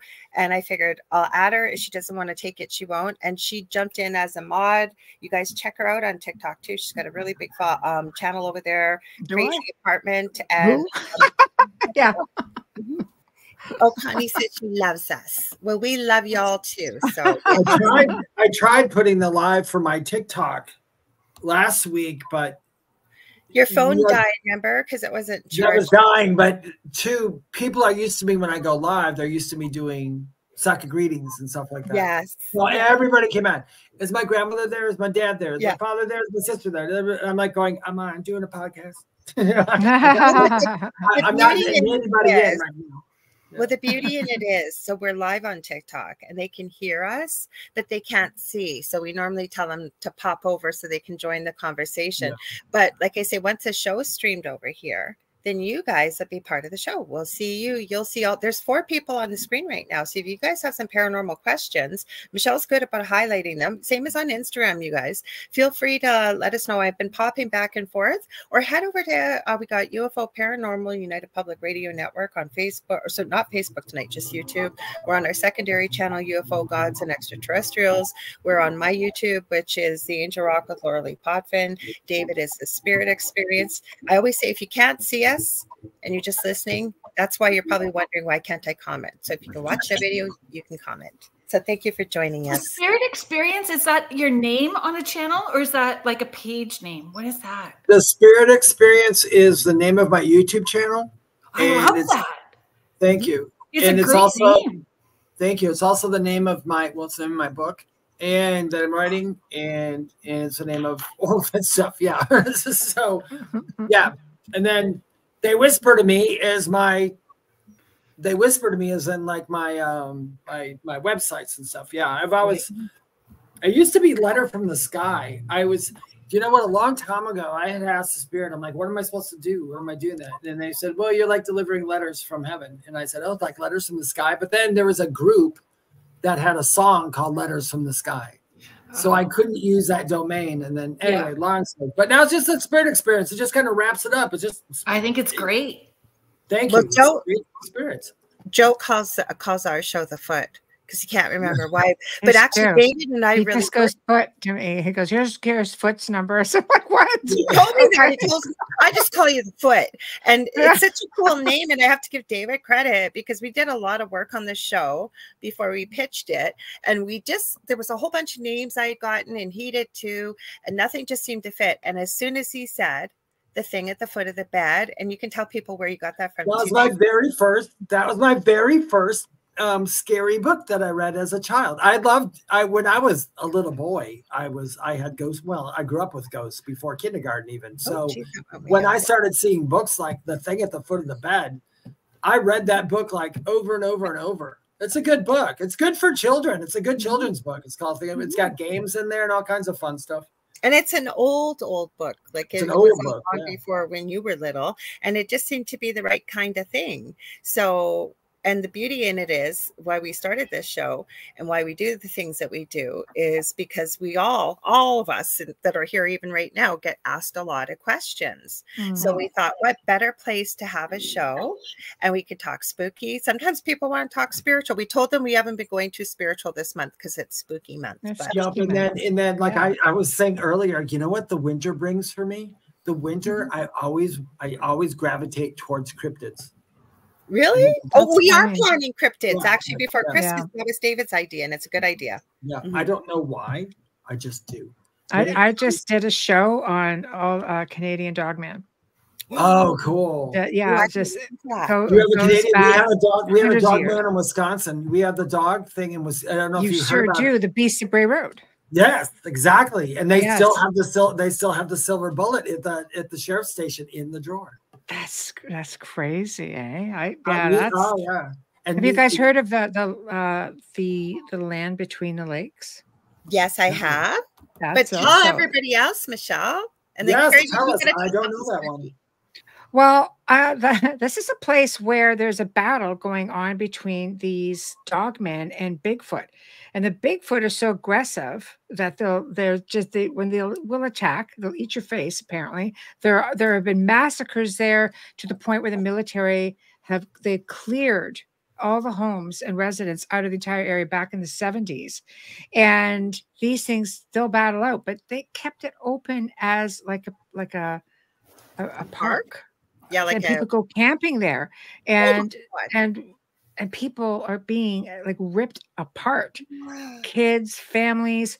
And there was a survivor of that. He hid underneath one of the trailers of a family that was being attacked, and the father came and grabbed the rifle and unloaded into this thing. The thing eventually died, and it was found off the beaten path kind of thing. And there have been reports of people who have seen military taking a dog man out of there. I heard this story. There might be some truth to it. I'm sure there's some kind of truth to it. They also put out, there's a movie about a battle of the dogmen too with the military. Yeah, but the military are in this. Is what they're fighting with Bigfoot though. Like, I think the Bigfoot are in the north and the dogmen are in the south, or it could be vice versa. And there's this being that's in between, some hybrid being. Oh, wow. On top of everything else. And there are tons and tons of witnesses. And there have been a lot of deaths and stuff that have just been reported or covered up, things like that. So I found that to be really fascinating. And I had people ask me, says, why don't you do a story on this? I'm like, because it's new. Questions. Okay, what's your question too? Yeah. I want to hear something spooky, because you know lots of strange things I've never even heard of myself too. But questions, go ahead. But I have questions. So many people have Bigfoot sightings, but they don't have, like, they're not getting their face ripped off. So what is it about that place that is creating that tension between the two of them? What is it that would military base, maybe frequencies? Yeah, see, like a tone, like a dog tone, energy.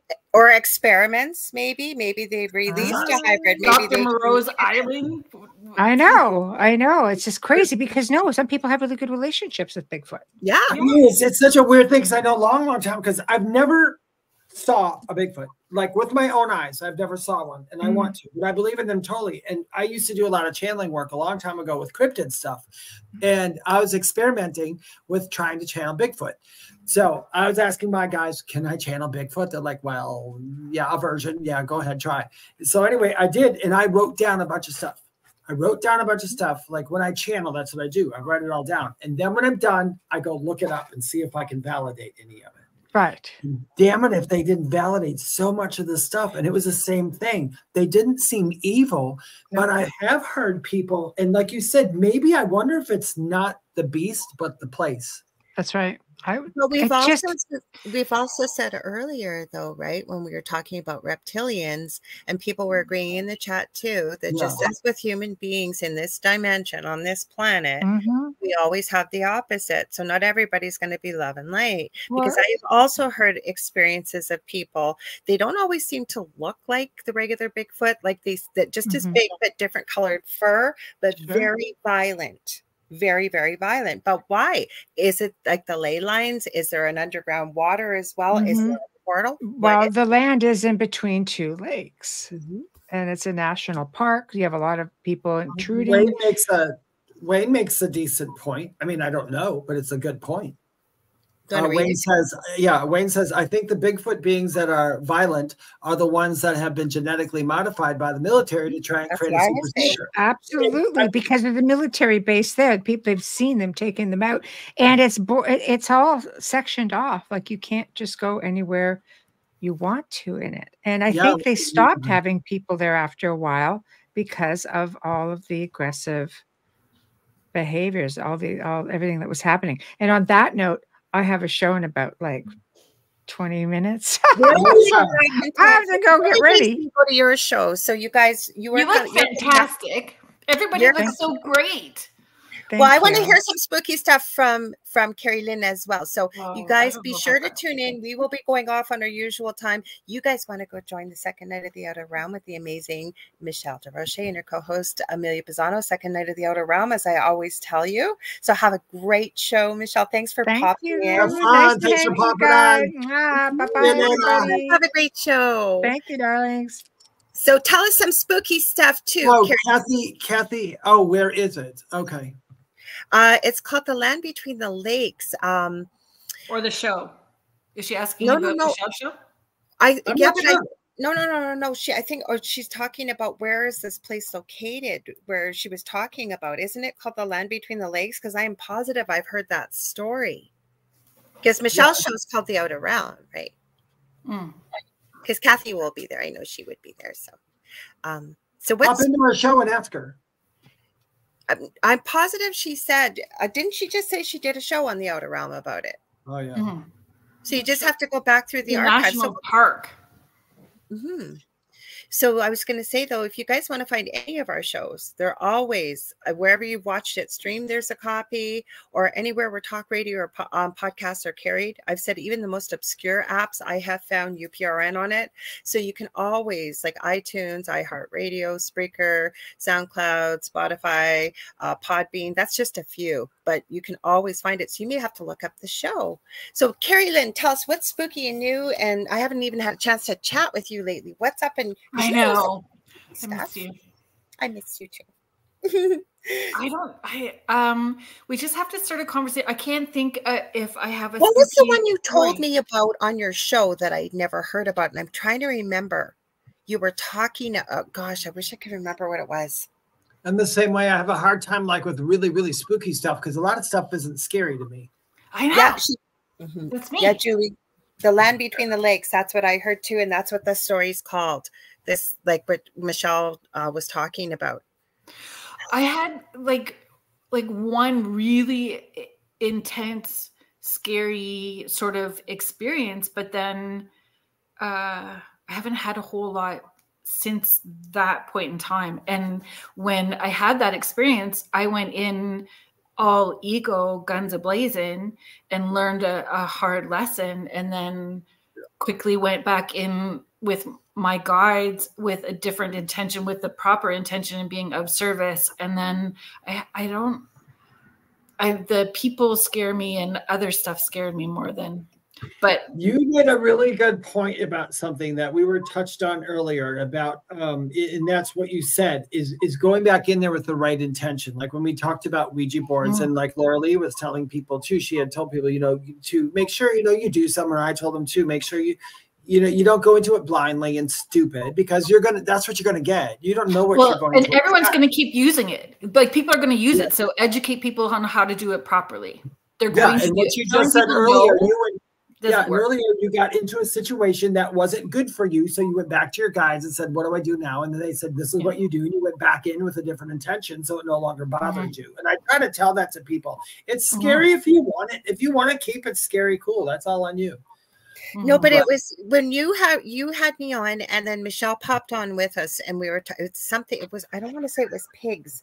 It was something I'd never heard of. You were talking about, and I wish I could remember. Because you've got such a knowledge base, like some of the things. Because you know what else I ran across too. Did you remember, Carrie? Then? No, I just am making the face that you feel that I have a knowledge base, but I love you for that. I'm going to say this with no ego. I feel like I'm a mid-50, single mom of 4, perimenopausal, foggy brain person that can't remember what we're all in the same age group. We're all in the same age group, and I've got 4 cats and no kids. So look at that. You and Michelle, and I think I have a fairly good knowledge base, but when I talk to you two, I always learn from you, and you guys know some of the things that we weren't talking about giants, but I think it was something known like in Southern Ontario, kind of upper northern states. I never heard of it before. But the same thing I've been running across, I haven't been looking to, is the Appalachia again, about never whistle in the woods. Remember I told you we didn't know about Haint Blue, Dave and I, and you knew about it when I talked to you after. Yeah, my porch is Haint Blue. Yeah. And Nicole knows, but. So have you guys talked about time slips? Because I don't know if anybody else is having some stuff happen, but I have backwards, and it's really super weird. Like, I'm having weird time rewinding stuff happen. Yep. Okay. Yes. Do you want to know what that Lorilei? But I don't understand it. Lorilei and I will both agree that that's been happening. I do. Has yours happened recently too? I'm looking for 1 second. Land Between the Lakes, Kathy asked, is apparently is a national forest located at 238 Visitor Center Drive, Golden Pond, Kentucky. Doesn't that sound like an idyllic place? Not like that there's a war going on between cryptids. Got some weirdness. Yeah, so when's your last timeline jump? So are you popping on? Are you hiding in the background? Well, Joe Montaldo. Hello, Joe Montaldo. Hello. Happy Halloween. What's it say? I'm so grumpy. I'm not even talking to myself. Happy Halloween. Oh my God, no sound, Joe. No sound, Joe. No sound. Sorry, guys. Is that better? You're back. Yes. I just had the button. Time slips, and you know what? Are they UFO related, Carrie Lynn? I don't know. Ask Joe. I'm having them to you about with the trick-or-treaters tonight. Yeah, we're having them over here, and the ladies I've been working with behind the scenes, we're all getting them, and we cover 5 countries with the 4 of us, all of us. Like, you look at the clock, 9 a.m., and you think 20 minutes has gone by, and all of a sudden 6 hours. But Joe, let's hear your thoughts, because you know lots of us. Well, we know. Matter of fact, y'all see me on Ancient Aliens pretty soon. They called me today about a gig, but about this subject, kind of. So in abduction research, in the old days, it used to always be missing time. But today, that's not what it is. Now, today, it is slipping time or even time or standing time. So what you get is, well, what happens is so because of researchers like me and all the other millions that are out there, we've all realized that, lost time was a good sign that there was an extraterrestrial abduction. Then it stopped. And then we started noticing weird things like people being put back 10 minutes, before they left somewhere, or they were arriving somewhere an hour before they actually left. It's really weird. For an example, because they figured out we caught on? It is exactly why. It's not just that they changed it. Yeah, did we catch up? They changed other stuff besides just that. Yeah, can I ask you this, because it's always stuck with me? You told me this story, and you've told it on air lots, about the lady that was pregnant, and then she stopped. She never knew she was being abducted, and I think you said she found a receipt she used to go for. So yeah, this is a great story. So this woman was working at this company, and she used to stop every morning for a chili cheese onion hot dog. Now, remember, this woman's pregnant, and we're talking like 8 o'clock in the morning, 9 o'clock in the morning, nastiest thing you could possibly eat. So she did this entire time she was pregnant. And then she had the baby and things went on. Hi, Heidi. And then all of a sudden one day, she's sitting at her house and she said, damn, that chili cheese dog was really good. And then she realized the place was closed. It was no longer open. And she wasn't working for that company anymore. So she wasn't taking that route to work. So she was like, well, wait a minute. How can that be? I mean, what? There's no way. She said, I know I ate that hot dog this morning. It's in my memory. It's a physical memory. So E.T. learned how to loop our memory. So in the old days, you did cover memories, and they weren't really cover memories. What we call them is awakened memories. If you remember certain things like seeing a ship or a bunch of deer standing around or an owl sitting on your windowsill, that's not a cover memory. That's a waking memory. That's to let you know something happened to you. Well, E.T. realized that they could take our own memories, boring stuff we do every day that we don't think about.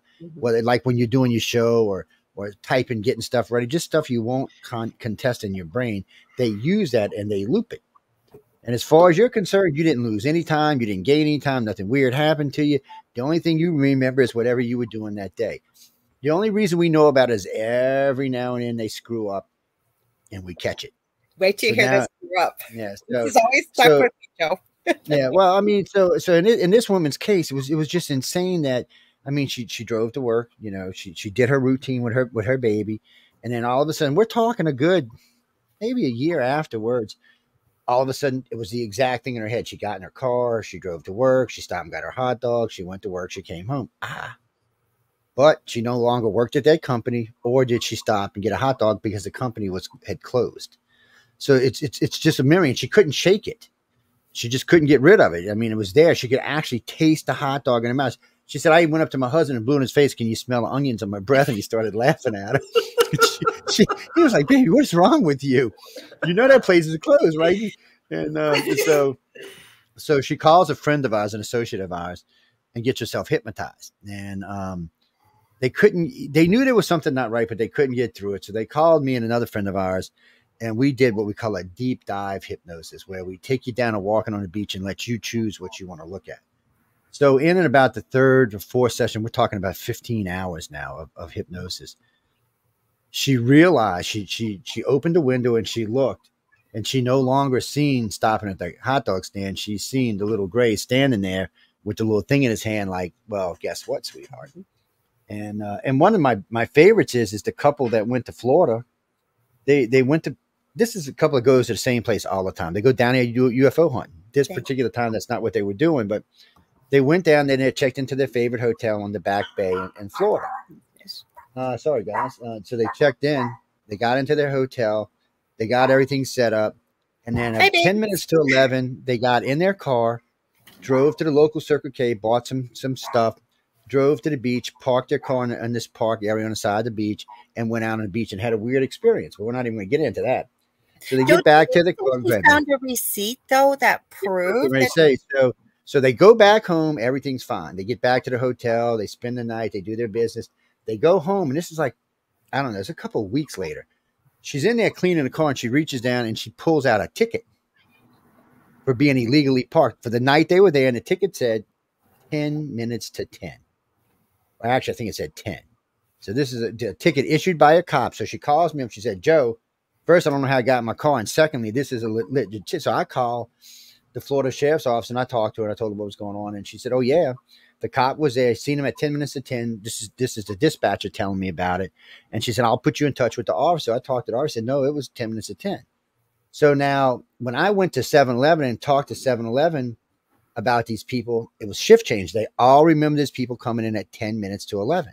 The hotel video shows them leaving at 11 o'clock and going and doing their business. But the film for the car's in two different places at 10 o'clock. The hotel film has a car there. The highway film has the car parked at the beach. How'd that happen? And how did that happen? And nobody knows how it could have possibly happened.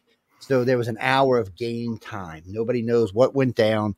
So they finally got hypnotized and they broke it all out. But it was such a weird case. And it was the very first break we ever got. We realized at that moment, E.T. was screwing around with the time. What he was doing, I shouldn't say what they were doing is pulling you out of time and holding you inside, doing whatever they want, and then putting you back 10 minutes after, 10 minutes before, an hour. But it was never at the same time. So one of my other favorites was, and this is also in Florida, I went down to meet a couple who had been abducted. Linda and I went down and we met them and we had dinner with them. We all had a bunch of pictures taken that night. So I went back to the hotel at 12. I was going to leave at 8 o'clock in the morning to go home. So 6 o'clock in the morning, I get this frantic phone call. This woman is screaming at me on the phone. I'm like, what the hell is going on? So I get dressed. I get in the car. I drive over there. She said, look at me. Look at me. I'm like, what's wrong? She's got hair in her legs this long. Oh, wow. I mean, when I seen her that night, she was clean shaven. There was no hair in them legs. So he comes out the back. He's got a beard like 3 times. I mean, it was down to here. I was just going to ask you, was she related to Bigfoot? But I guess not both. So, I mean, he's wearing this big monster beard. Now, he was clean shaven, no beard, no mustache, no nothing. We got the pictures to prove it. So we got pictures at 11 o'clock that night of the four of us together, and she's wearing a dress. You can clearly see there's no hair on those legs. You can clearly see there's no hair on his face. But yet at 7 o'clock in the morning when I got there, they had so much hair on them, it was ridiculous. So we went and I asked the doctor about it. He said it was 3 to 4 weeks worth of growth. So in that short 6 hours between the time I seen them and the time they called me, they lost 4 weeks of their life. 4 weeks. That's how long they were gone. So missing time's not a thing anymore. ET figured out how to pull us out the side. They figured out how to recover our memories without doing it the old way, and it makes it much, much, much harder now. But something's going on with time. I don't know if they're pulling. Well, just let me finish, Steve. I wanted to add this. Something is going on with time because especially people that are working in the fields that we are, a lot of us are realizing like it's not so much missing time, but it literally just seems like time just seems to really speed up. I don't know, Carolyn, you asked it, Rich, so your thoughts on what you're experiencing. Skipping. That's it. That is the correct word for what I have been experiencing the last few weeks. It's because we are not evolving fast enough. We are nowhere near where. So what they're doing is I have some salty words about that. Well, you know, it's one of them things, but they and using the word they is just a bad thing to do because you can put anybody in the they. You can say it was demons, you can say it's God, you can say whoever it was. But since we know there's at least 3 types of aliens visiting the planet that do regular abductions, we figure they're skipping time to move us along. So the problem with skipping time is it falls into what I call the paranormal realm. So when you first start looking for people who have or contact you, you ask things like, do you have an interest in vampires? Do you have interest in werewolves? Do you have an interest in ghosts or demons or paranormal? What was your religious status going up and how many religions did you go through before you got to where you are today? These are all sure signs. Yeah. So this is this. Yes. All kind of stuff like this. This is almost a given. Owls? Yeah. Are you seeing owls? But all these things tagged together almost guarantees that you're an abductee. It almost guarantees it. I know I've been abducted. Yeah, most of the people in the paranormal field are RH negative blood, and I blinked my eyes, was miles away from my car in the opposite direction. I told you this story many times. Yeah. In front of this building. I don't know where it was. I was surprised I got cell service, and my partner was calling me saying, "Where are you?" That's why my eyes opened, and I had to say, "I don't know." And he was going, "What do you mean you don't know?" He's lost. I was abducted. I don't know what happened, but I was. So it's like they speed it up it's hard to explain, but it's like, okay, you're walking along, say let's say you're walking to the local convenience store to go get a snack. So you know it's a 20-minute walk from your house to there. So all of a sudden it skips and you go left and you look at your watch and it's only 5 minutes has passed, but you're now at the store. So either you learned how to fly or you were running, or something else happened. So we've been measuring this now for 3 decades. Is how long we've been tracking. Do you think they're giving us downloads though too, Joe? If they don't think only if you're in a contactee, you're getting downloads regularly. So the downloads are basically so it's hard to explain, but so like in Carrie Lynn's case, they would download a whole packet into her head, but it's not going to open. So as you go through what you're doing with your life and how you're moving through your life, according to what you're doing, different pieces will open up and will allow you to expand. In other words, you'll get like a burst of knowledge that you didn't go to school for, or you didn't learn from anywhere. It's boom, it's in your head. And it doesn't matter who you are. This works for everybody. And the more downloads you get and the more they open, the smarter you get. So an average contactee is usually on average. So let's say they're a high school grad. Most of them, if you tested them, would test somewhere around a bachelor's degree. If they got a bachelor's degree, most of them would test somewhere around being a PhD. And that's the difference right there and how much. Matter of fact, there are contactees that can quote a universe in a nutshell that have never read it, ever. And it's not just that. There's lots of other stuff like that. So they're downloading the information, but they're still leaving it up to you to use it, how you want to use it. So they trust their contactees enough to say, okay, well, we've been watching Lorilei and Carrie Lynn and who said, and David moving along. Sorry, somebody hit me when I said that. Just going through life. And they said, okay, well, they're on this track. This looks pretty good. Let's give them some information that can help them move into what they're trying to do. Now, are they going to make you rich? No, I wouldn't count on it. Not that some of them haven't been. This is more about bringing yourself to where you need to be when the time comes and helping other people get there as well. See, because remember this, whenever they're doing whatever they're doing they're not taking everybody. You know, everybody always says all 9 billion of us are going to know. That's not true. They have a finite amount of people that they think deserve to live on this planet. And since they have the control and the power, we're limited. And you said family lines too, right, Joe? Like it seems to be. Yeah. So the people, so you're going to have a core group of people who are going to stay behind. So when the time comes, you will, I wouldn't say you're going to die, but you'll find yourself in a new body. They'll upload your whole entire consciousness into a new body. It's fast, it's smarter, brighter. It has telekinesis, telepathic, empathic, telepathy, the whole 9 yards. And it's very powerful compared to modern day standards. Those people are here for one reason, to go find contactees and abductees that the government took and are keeping their hands on, because whatever they let loose on this planet that kills everybody, contactees have a natural immunity to it. So the government and the army, whoever's doing this, need this. So they're taking these people. Well, for some reason, the aliens don't want to take them. They want us to go get them. So they give you those abilities to retrieve these people, bring them to certain points, and let them be taken aboard the ships. Now, unfortunately for the people who are doing this, they will never get to leave the planet.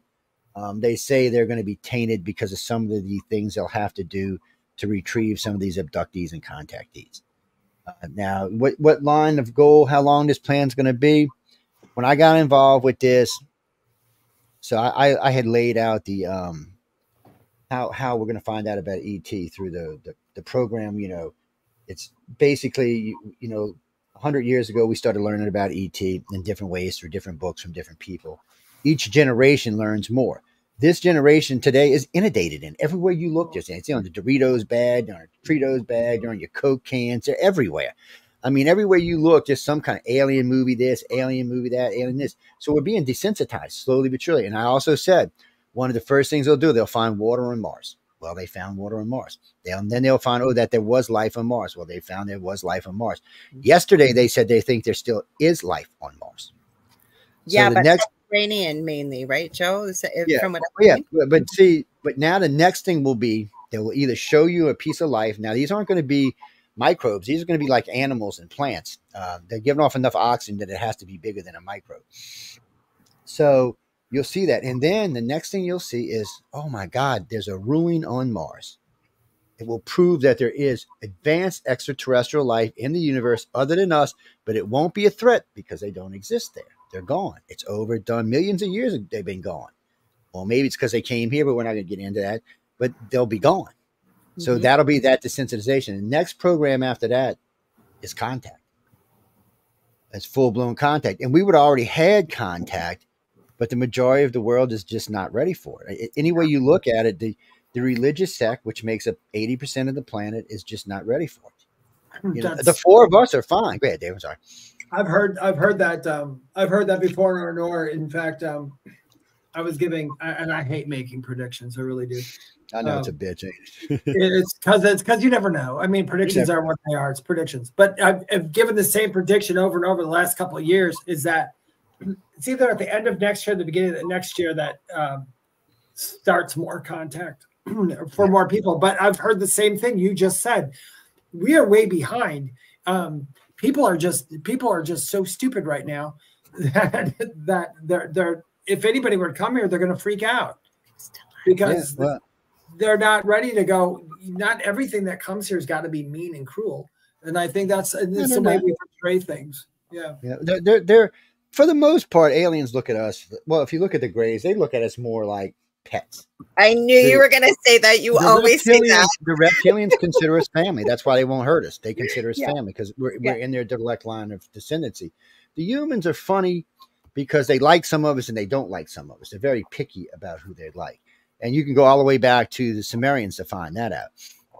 So we know they've been here. But what happened was they thought, and this is an error on their part, so we know they make mistakes. And we know from other things they've done, they make mistakes. That they thought because of the contactees would be accepted more openly. And they haven't been. Not even in this country, they haven't been accepted. Now, granted, there's more talk about it these days and more people come out. But still, telling somebody you're an abductee is a good way to lose a job. Oh, yeah. You know? So I go all day and say, oh, I'm chasing ghosts down at the haunted mortuary, one of the graveyards in New Orleans. They go, that's great, no big deal. I go to the same company and said, I've been taken by aliens. You know, you're fired. You're out. It's so funny. Yeah. Even with the seances and stuff that I do from home has shifted, where more, even with the ITC stuff, the alien stuff is coming through more and more and more. And there's people that are like, we thought we were here for the seance. And I'm like, it is seance. And we're opening up a door and this stuff is starting to come through and they're freaking out. And because they're wanting just ghosty stuff and not looking at it's all connected. It is all connected. I agree with you, because you know what I've thought, and Laura Lynn will probably agree. Aren't you getting like not just spirits coming through, but aliens coming through? And you think people go, well, is that a spirit? I was like, well, in a sense, but they're so evolved, they're in another dimension. So they see that's all spirit is another dimension. Because even during my near-death experience, I mean, you don't experience time. And it's wonderful. I love it. But actually, those the beings that you see on the other side could be, or like I tell people, your guides or angels could actually be ETs.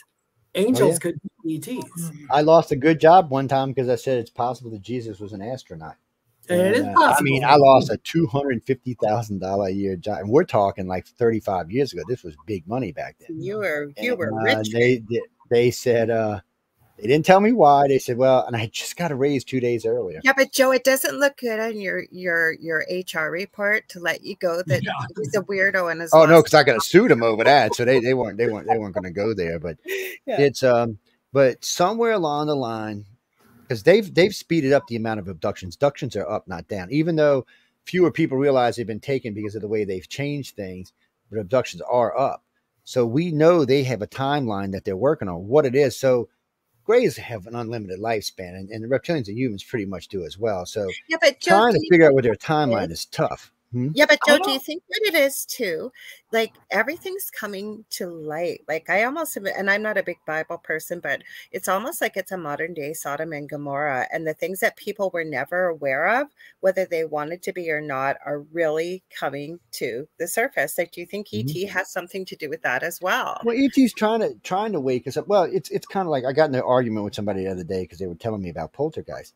I said, how do you know it's paranormal? And he's like, what do you mean? I said, you ever see the movie Close Encounters? And they said, yeah. I said, you don't remember all the toys flying around the room, beeping and making noise?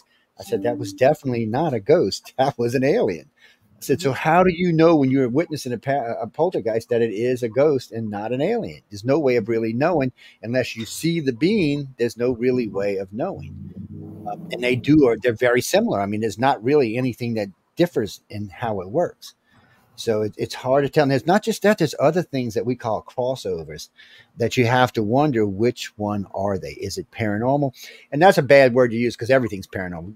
Aliens are paranormal, demons, ghosts. That's all falls under the same thing as paranormal. I know people get mad when I say UFOs are paranormal, but paranormal just simply means something that's not normal. Which, let's be honest, alien abduction shouldn't be something that's normal. It's and those people tell me, we don't know nothing about ghosts or demons. I said, I grew up in New Orleans. I said, I live in one of the most haunted cities on the planet. Joe, I talk about the stories you have told. What's the restaurant with the guy that's supposed to be the Antoine. So according to Anne Rice, in her book, Interview with a Vampire, it was one of her books anyway. She says, so if you ever go into Antoine's is like 150, 160 years old. So when you walk in, you see a line of people's faces, portraits on the left wall. And they all look the same. They all look the same. They're all in different clothes, but they look identical. She said it's all the same person. Antoine's a vampire and has been down there for the entire time. He came over from France. He was about 700 years old. He came over from France. And he opened Antoine's, and he's been there ever since. Did you see the paranormal pic that got caught recently? Some guy was doing wine research because you would know their wine cellar is worth millions and millions of dollars. Oh, yeah. And somebody was down there snapping pictures, and it looks like this woman in this 1800s gown. Like, it's a really they get a lot of stuff like that. So, at the Quarter Two Sisters, Antoine's, and somewhere else, you can go have ghosts with a dinner with a ghost. So you can go down, they'll rent you a room that they know is haunted and set up a dinner, and you can invite people. Well, there's a guy who goes around and does it, but now the restaurants down there do it as well. And they said, we can't guarantee you it'll show up, but a lot of times doing dinner, somebody will come floating through or moving around, or, you know, the city's very, very haunted. There's a lot of people died in that city. A lot of plagues went through it. So it's a really, really haunted city. So yeah, but you said with Katrina and all the salt water, you said that since has lifted, but didn't you see a lot of the activity lifted in the quarter? So not in the quarter, because the quarter wasn't affected by quarter's high ground. I've never been down. Everything around the quarter had 8 foot of salt water in it. So highly unlikely any ghosties stayed out there. They were probably pushed away or destroyed, one or the other. But a lot of them were pushed into the quarter because the quarter was like concentration ghost at one point. You know how you get concentrated orange juice? Well, it was like concentrated ghost at one point. There was just so many sightings going on.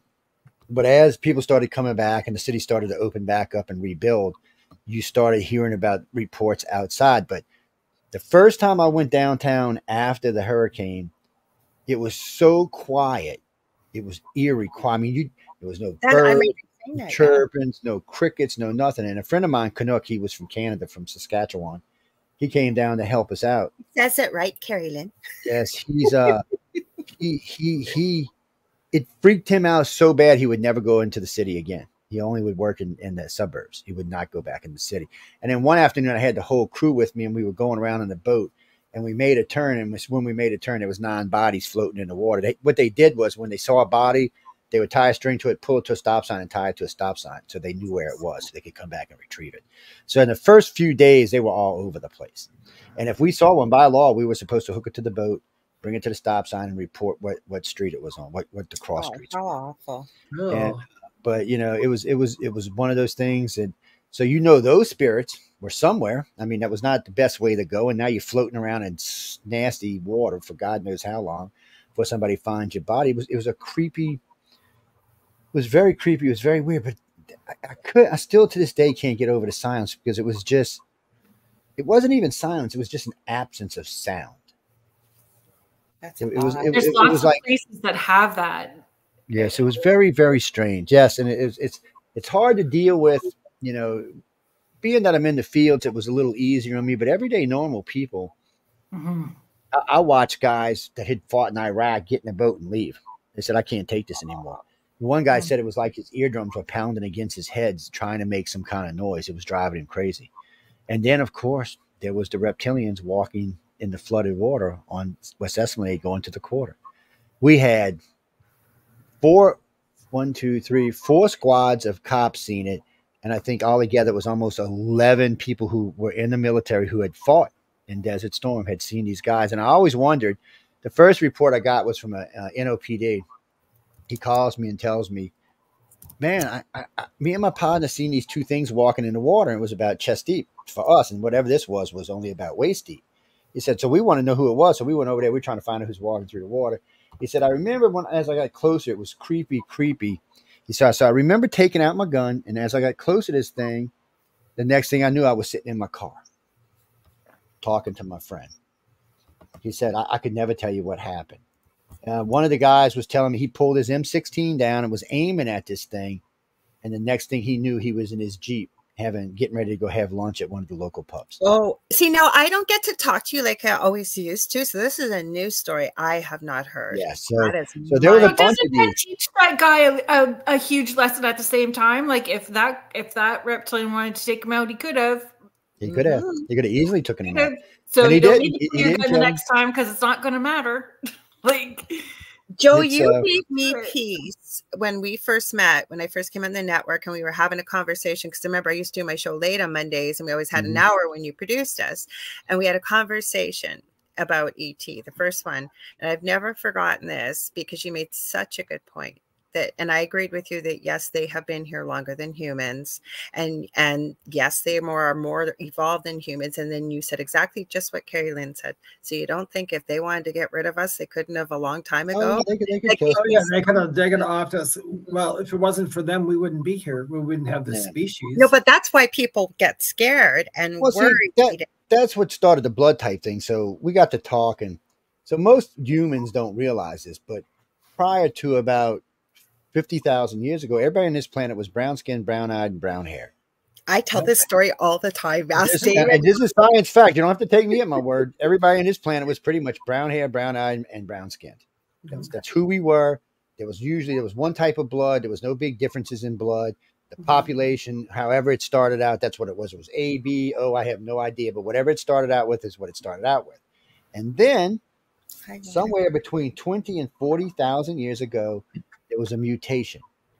Rh negative came on the scene, and when Rh negative came on the scene, I've heard you say 70,000, and I've heard you say 20,000. Because nobody, when I talk to different hematologists about this, no one can give me an accurate date. Some say 20,000, some say 40,000, some say 100,000, some say 70,000, because no one actually knows when it actually happened. So what they're trying to do is work us backwards by how many green-eyed, how many blue-eyed, and how many Rh negative people there are on the planet. Well, right now it's currently 15%.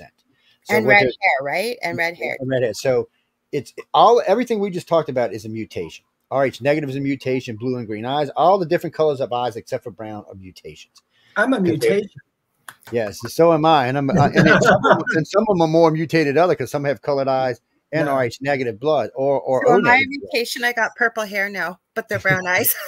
But no one can explain why this came along. And then you have to think, we know it wasn't Mother Nature because Rh negative was a baby kill. It brings stillborn babies. The body looks at Rh negative as an invader, so it kills it. It does. So if for a long time, if you wanted to get married, you had to go get a blood test. And if you tested as negative, they had a shot. Well, back then they didn't even have a shot. They just told you don't get married. And then my brother was in the 80s.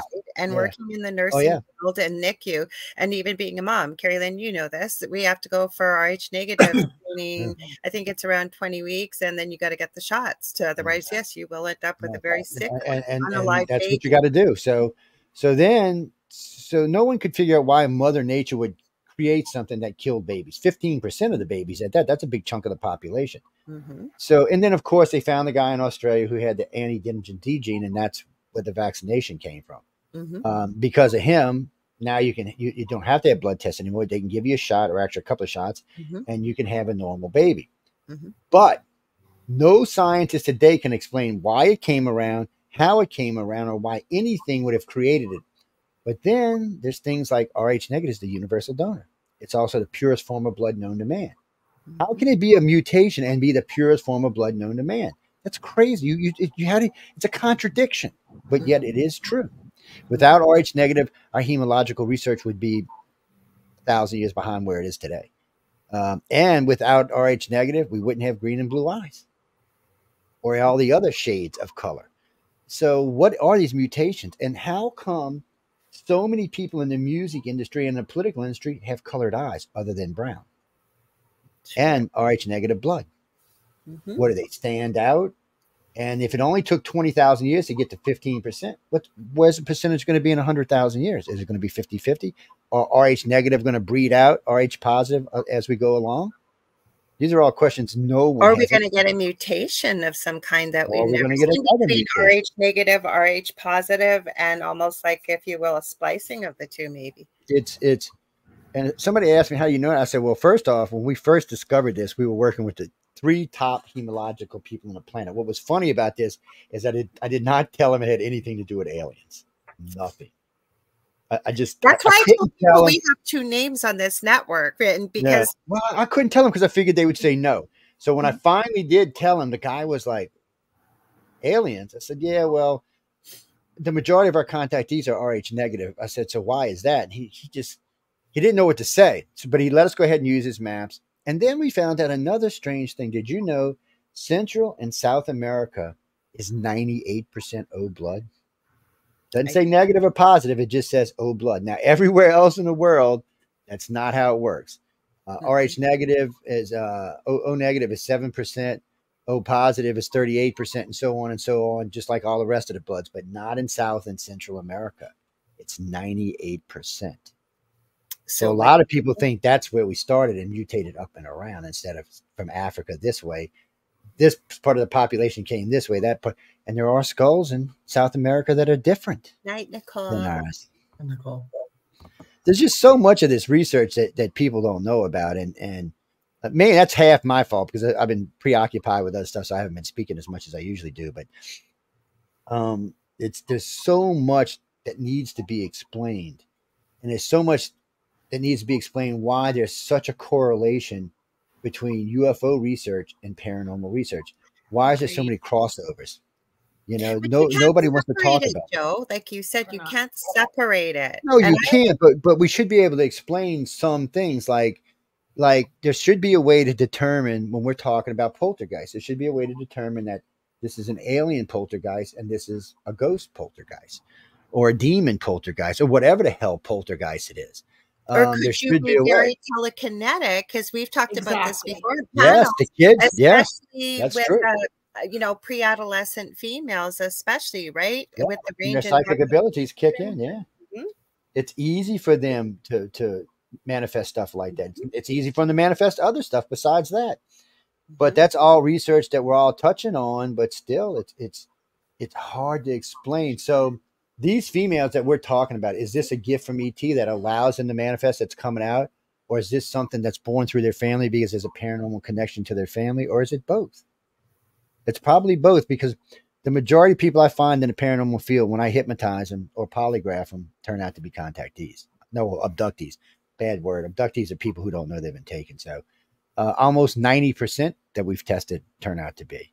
That's why on the chart you'll see stuff. You'll see stuff like we said, are you interested in vampires? Are you interested in this? Are you interested in paranormal in a general way and all the stuff that goes in it? Do you like reading tarot and stuff like this? This is all stuff that ties directly into the field. These people, when tested, turn out to be abductees. My problem is the reason I don't push it is because they're serving a purpose. That's why on the network I don't push it, because everybody who's on this network, whatever they're doing is serving a purpose. You know, all of y'all have a purpose that you're doing. David's working one way, Lorilei working one way, Carrie Lynn's working one way. I'm just bitching all the time, but still, you know, we're all working something, so it allows us to explore a much larger area. And I tell people this all the time. I get to research by proxy because I know all of y'all and a bunch of other people. So when I get something that clicks in my head, I can just put it out there and say, okay, what do y'all think? And then it'll float around to 200 or 300 people, and it'll come back, and I have a much better idea of where to go from that point. So I'm lucky in that aspect. What's one of the reasons this network was founded, because I needed a way to put information in the general public without having to wait for Coast to Coast or Ancient Aliens or somebody like that. I mean, I've been on Coast 6 times. I've been on Ancient Alien 4 times. I've been on Discovery. I'm also on Netflix. But the thing of it is, it doesn't give me that day to day. Let me tell you, what's real. It's not always just you saying it either. No, it's not. It's listen, I got all of y'all, and then of course we have the wonderful Michelle, who's out there causing trouble. It's her show right now. Yeah. She's a fabulous researcher. You know, she's I mean, she did all the research for all the gray zones. She's a fabulous researcher, and her and I butt heads from time to time, which is the whole point. You know, she'll say, "Oh no, I think it's like this." I said, "You know, you're crazy, right, Red? You're crazy." And she's like, "I'm crazy. You all right? Somebody's gonna get crazy." But she is a hardcore researcher. It's one of the reasons she got on this network. It was because when we first met, when she was still in Niagara Falls doing AM, I had talked to her a bunch, and I really liked her and Amelia. And then I realized after talking, she was well versed. And then she sent me her TV resume, which, by the way, is freaking this long. I mean, it's just one line after another line. She's been on everything in their mama, and she's done all kind of research. So she's a wealth of information, and we don't always agree on it, but the information is still there. Yeah, but Joe, David and I don't always agree, and we find you're not supposed to. No, but we're respectful. That's what we say. Yeah, you're not supposed to. The audience seems to love when we don't agree, but it gives two different perspectives, right? Well, no, they do. I mean, as long as you're respectful to each other, you don't have to agree. It's when you get all nasty, that's when people get upset. And but most of the people in this network are not like that. They're not that kind of people. No. And I'll just tell Michelle, doesn't have to be confrontation. Yes, true. Yeah, it doesn't, and it's basically just perception. I mean, we all see the same thing. We just perceive it differently. Yeah, or what that's true too. With and people, I find most of our audience is very open-minded. That if they want to know more information, plus most of the hosts on this network, I think almost most of the shows I've seen, anyways, people, you know, as a host, we encourage people to don't take what I say at face value, but if it resonates, do more research. Even when people are asking me, where should I learn mediumship? I said, by tons of different people, not just by one. Learn it by tons. Because otherwise you're going to just get stuck doing that one person's thing the rest of your life, and you're never going to expand. Yeah, and it's funny you say that, because that's how I learned how to be tarot and do tea leaves and a few other things. I was working at the bottom of the cup, tea leaves in the French Quarter, which is, I think, 140 years old or something. They read for everybody and a mom. Every famous person you can think of goes in there. But I had 11 mentors who had been doing this. At the time, I was just a baby. I was in my 20s. And these people, 40, 50, 60 years old, had been reading for 30, 40 years. I mean, they really knew this stuff. And when they read me, they were accurate. And they're the ones that helped me design the new tarot reading. Matter of fact, they still use the new one that I designed.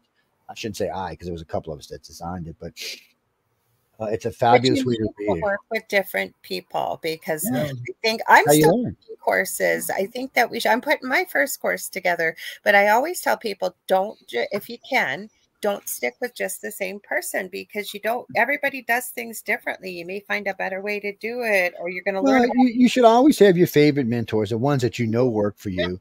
And then you should be out exploring, seeing who can help you to learn other things.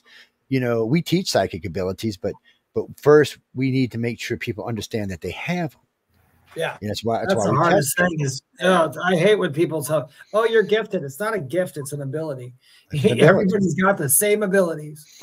And I still get in trouble because I say only contactees and abductees have the abilities. And everybody says, that's not true. We all have it. I'm like, no. I said, I can prove we don't all have it. They're stronger and they're strong. Some people do have, they come in. Well, there's latent, but I would still bet even the latents were taken, because this is an easy thing to prove. So all you have to do is take a deck of cards, colored cards. You don't even need nothing fancy, no numbers, just red, green, blue, purple, orange, whatever. Go to your local mall, sit down at your local mall, have some little coupons you want to give away. You'll be surprised. You'll get 200-300 people to be tested in a day, easy.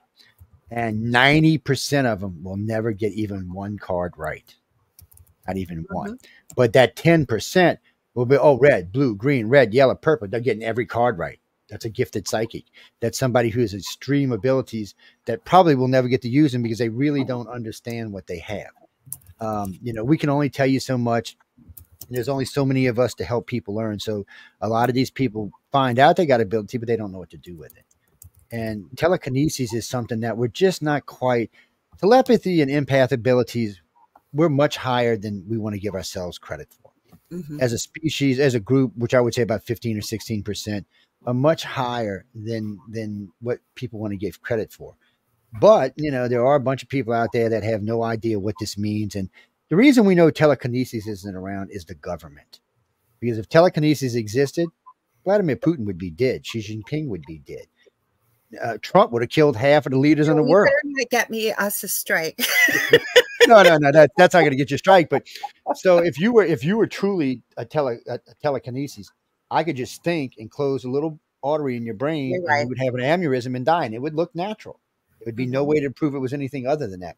We're not quite there yet. But I want to warn everybody: within 100 to 200 years, there will be telekinesis on this planet. And the longer it goes, it's here, the better people are going to get at it. Right now, we just try to tell people how to block. I think we communicated that way thousands of years ago.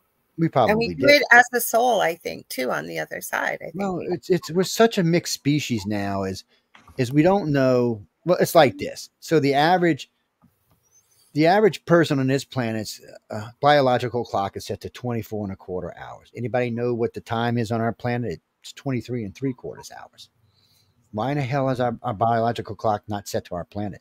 Also, the optimal body temperature for humans to work in is 73 degrees Fahrenheit. That's not the average temperature on this planet, but it was on Mars 53 million years ago. And by the way, Mars has a 24.25 hour day. So are we really, I always tell people, don't be pissing Gaia off because we might not belong to this planet. Our Gaia might be on Mars and we over here messing with this one. So we don't really know. When you do the math, it does look like somewhere along the line there was intervention, and that the humans on this planet may originally evolved on Mars. And NASA now is starting to think there was a possibility that some of life on this planet came from Mars. Because now we know for a fact only 2 billion years ago on Mars, life was teeming.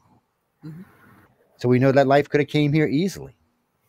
See, Joe, we need to do more paranormal. Remember when we used to do this and we'd have... Well, it's funny you said that because I am loving this show. And there have been a lot of people that have with everybody on here that's been on here. Well, I told Michelle a couple of weeks ago, we need to start scheduling a panel, maybe bi-monthly or something like that, because there's so many good hosts on here. Like poor Carrie Lynn, she never gets to come up here and tear people up. She's such a sweetie pie. I stop and listen to her show all the time. Somebody was asking me about her the other day. And by the way, Carrie, you're an excellent host. I tell her that all the time. She is, and she has great guests, and she's so knowledgeable. If you trust me, you'll know if I don't think you're a good host. I'll tell you so. I'm not real bashful. Or I'll tell Michelle to tell you one of the There's always room for growth. Well, there's always room for growth. Yes, I agree with that 100%. But I've seen you now quite a few times on air. I've watched you on Roku a few times. And you look good on there. You sound good. You got your stuff together. You're really giving good advice. You're not just slinging bull stuff out there. I'll say that politely, but which is nice. And we've had hosts that have not. How can I say this politely? Not been that good, and we'll just leave it at that. Great. Well, let me rephrase it. We've had hosts that faked it. Is what I guess I should say. They want to be that paranormal host. Matter of fact, we just retired a host not too long ago for that. It's they want to be, they want to be that person, but they can't figure out what it is. So they're reading stuff from different people and just trying to say stuff that they've heard other people say instead of, coming from here, what they know is true. You know what you've been doing. You've been researching for a while. You're not a baby. None of us in here are babies. We've all got a good bit of research behind us. But you have got the personality though too, Joe. You do have to have the personality. Well. Yes, you do. And when I first seen Carrie Lynn, I said, I don't know. She looks like she might be a little bashful, Michelle. I don't know. It might be hard around here because, we got a bunch of egos in this network. And then I heard you in your second show. I said, nah, she's going to be fine. And you came out. Yeah. Well, CL's like that. Well, first time I did a show with CL, I think I gave her a nervous breakdown. Where's your hat, Dave? Kassoon wants to know. And Kassoon said, I thought Dave was wearing which hat? No, I wasn't. I don't know where you were. It's a warlock hat, man. What are you talking about? It's a warlock hat. Yeah. Which you stole it from us, man. Well, I want to give Kassoon a shout out because he's over in Sri Lanka. It's like it's the middle of the night, and he gets up to watch our shows when you join, and he watches many of the shows on the network too. Yeah, we like having you here. And they're loving the panel idea people are putting too. Because Joe, we used to have a lot of fun on the panels. Remember? We did, and we need to get back to at least a bi-weekly panel. I mean, they did get out of control. Well, Michael. Oh, well, how do they get moderated? They don't. Well, they do sort of. So usually we will pick somebody to moderate the show. Sometimes I do. Sometimes Michelle do. Lorilei got stuck doing it a few times. And so basically But you pick a topic. You pick a topic usually. That helps too. Yes. But usually the hosts are pretty respectful of each other, even though there might be 8 or 10 people in the panel. They'll usually. So what we'll do is whatever the line is on this screen is how we talk. So Laura would be first, you'd be second, Dave would be third, I would be fourth. Yeah. And how many other people in it? We just talk like that, and we try for the most part to keep our answers under 3 minutes. It's not always easy, especially with me. Really well, Joe, because like you usually or Michelle would pick a topic, and then people would know, so you'd know what you were coming to speak about. And Joe is absolutely right. So when you ask about moderate, somebody has to moderate it. So you go, and we've got a bunch of new hosts. We've got a bunch of new hosts that need to be brought in the network and feel like they're part of the network. I was talking this about Michelle yesterday. I said, I haven't met a bunch of them. There's more coming in. Michael's back, by the way. Oh, yay. No, he is a changed person. I'm glad to hear that. I was going to invite him because somebody said about a Halloween party. I was going to invite him to the party, but I came and seen you. I said, no, I'll just leave it. I didn't know. So the people that I didn't know, the people I did know, I invited. And last year, because usually if there's a party, I'm the one that says, let's have a party. You're usually the one. Well, the only reason I knew is because I seen your advertisement. I played it on News and the Flip Side. Well, I talked to Michelle, and last year I put out save the date. And then the week before, and then I still had to message people. So I thought, you know what? People will know by today. I put the advertisement out, and I thought people will know by today what they're doing it was yesterday, what they're doing for Halloween. But we need to go back to just, our either probably bi-week or maybe every quarter. But the panel shows do really well. I mean, the worst one we ever had did 2.5 million people. So, I mean, it's a worldwide group. So, when we're talking, all of our audience is from around the world. So people like to hear it. They enjoy it. Everybody brings something to the topic. We have a well-educated group, not just on the paranormal, but they're well-educated in general. which makes for much more interesting topics. And we allow the audience to interact. They can interact as much as they want. And if we really like them, we might even let them come jump up in the box with us. Well, especially when we were on Skype, we could do that, right? Like, yes, we can still do it now, but we're kind of limited now. So if this depends on how many hosts there are, we can send a link to anybody and drag them in with us. True. I think what is StreamYard? 8 or 10? 10. 10. What it is 10. We have been looking at a different company, which allows us to have 12 or 14. So we might change, mainly because we've been having weird glitches with Facebook and Roku. You're reading my mind, Joe. That's what I was talking to Michelle about. Yeah, Roku's been glitching, but this is the funny part about Roku. So it goes on, off, on, off, on, off. Well, the other day I sat there and watched Michelle all night long. I watched you a dozen times, and I know it's going off and on, but it's not going off and on the screen. It's going off and on Facebook. So I got into it with Roku about this because I said, what are y'all doing? He said, it's not us, it's StreamYard. He said, you're on. Let me send you your stats. Well, our stats have quadrupled. So obviously, so what they've done was we used to have a little box they put us in.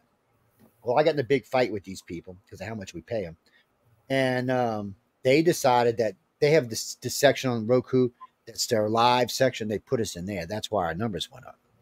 And so when we pop on live, it pops into Roku's live section. Sometimes there's 1,000 shows in there. Sometimes there's 2.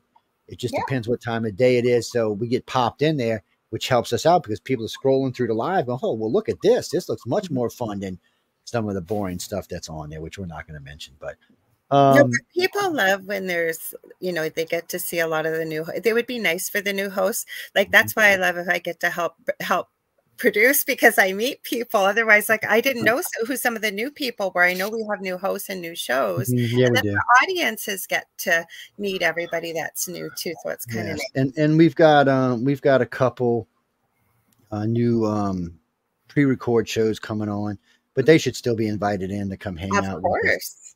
And I'm almost dragged John in here today, but I figured Emily would kick his butt if I drug him in here. So I said, nah, it better be nice.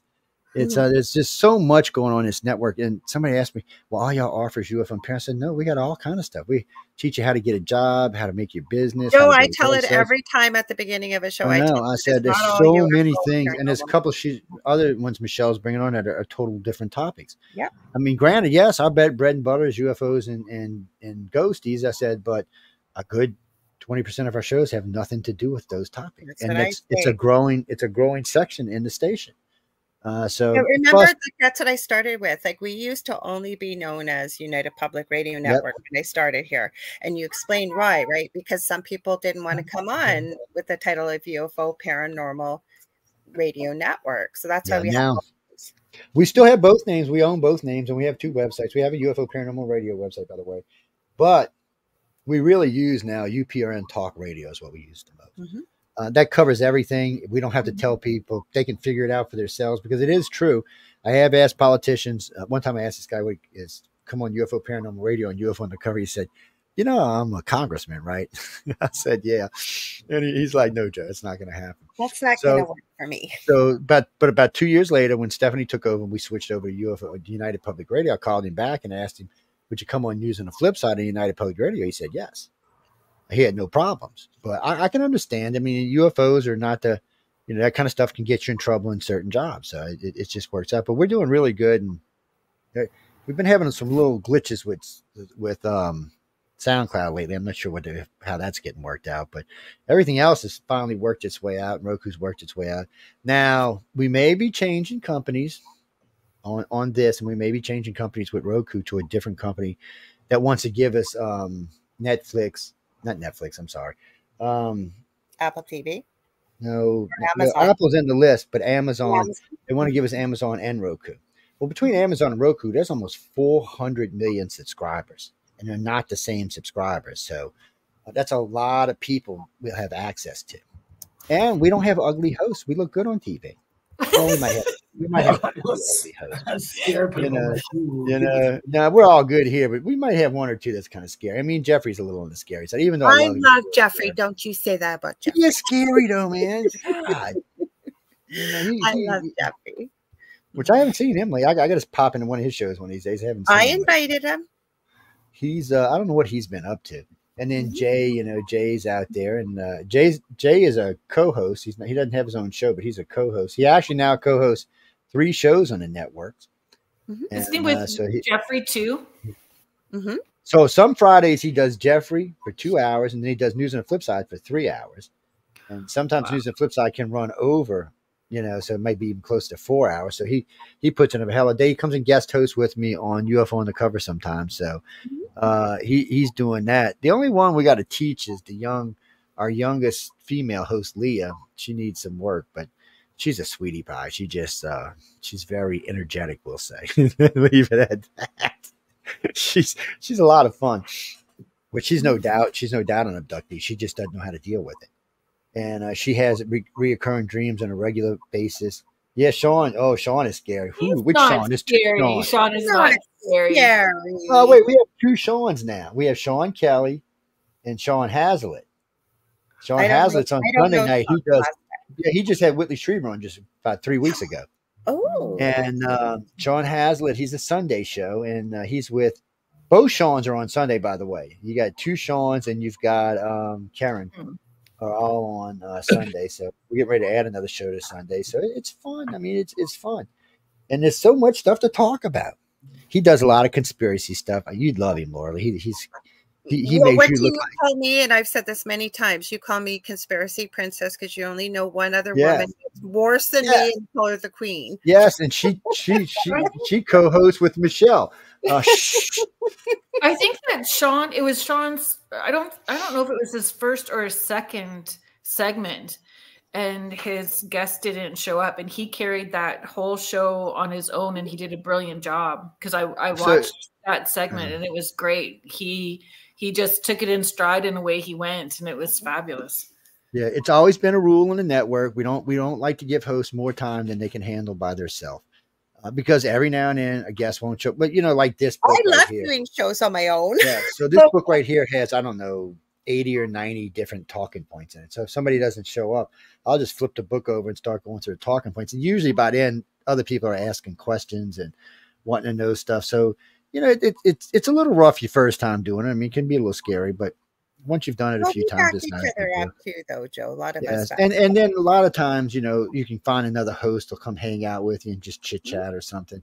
You know, I always harass Michelle. I'm like, Michelle, what are you doing? She likes to harass me. Joe, what are you doing? Nothing. Oh, you gonna come hang out? And I was like, damn, I should have said, no, I'm doing something, Michelle. Okay, folks, I need to run. And Dave's got to run. His kitties I actually got to run too. Yeah, they're going crazy. And your girls are probably going, where are you, Joe? Are you popping in?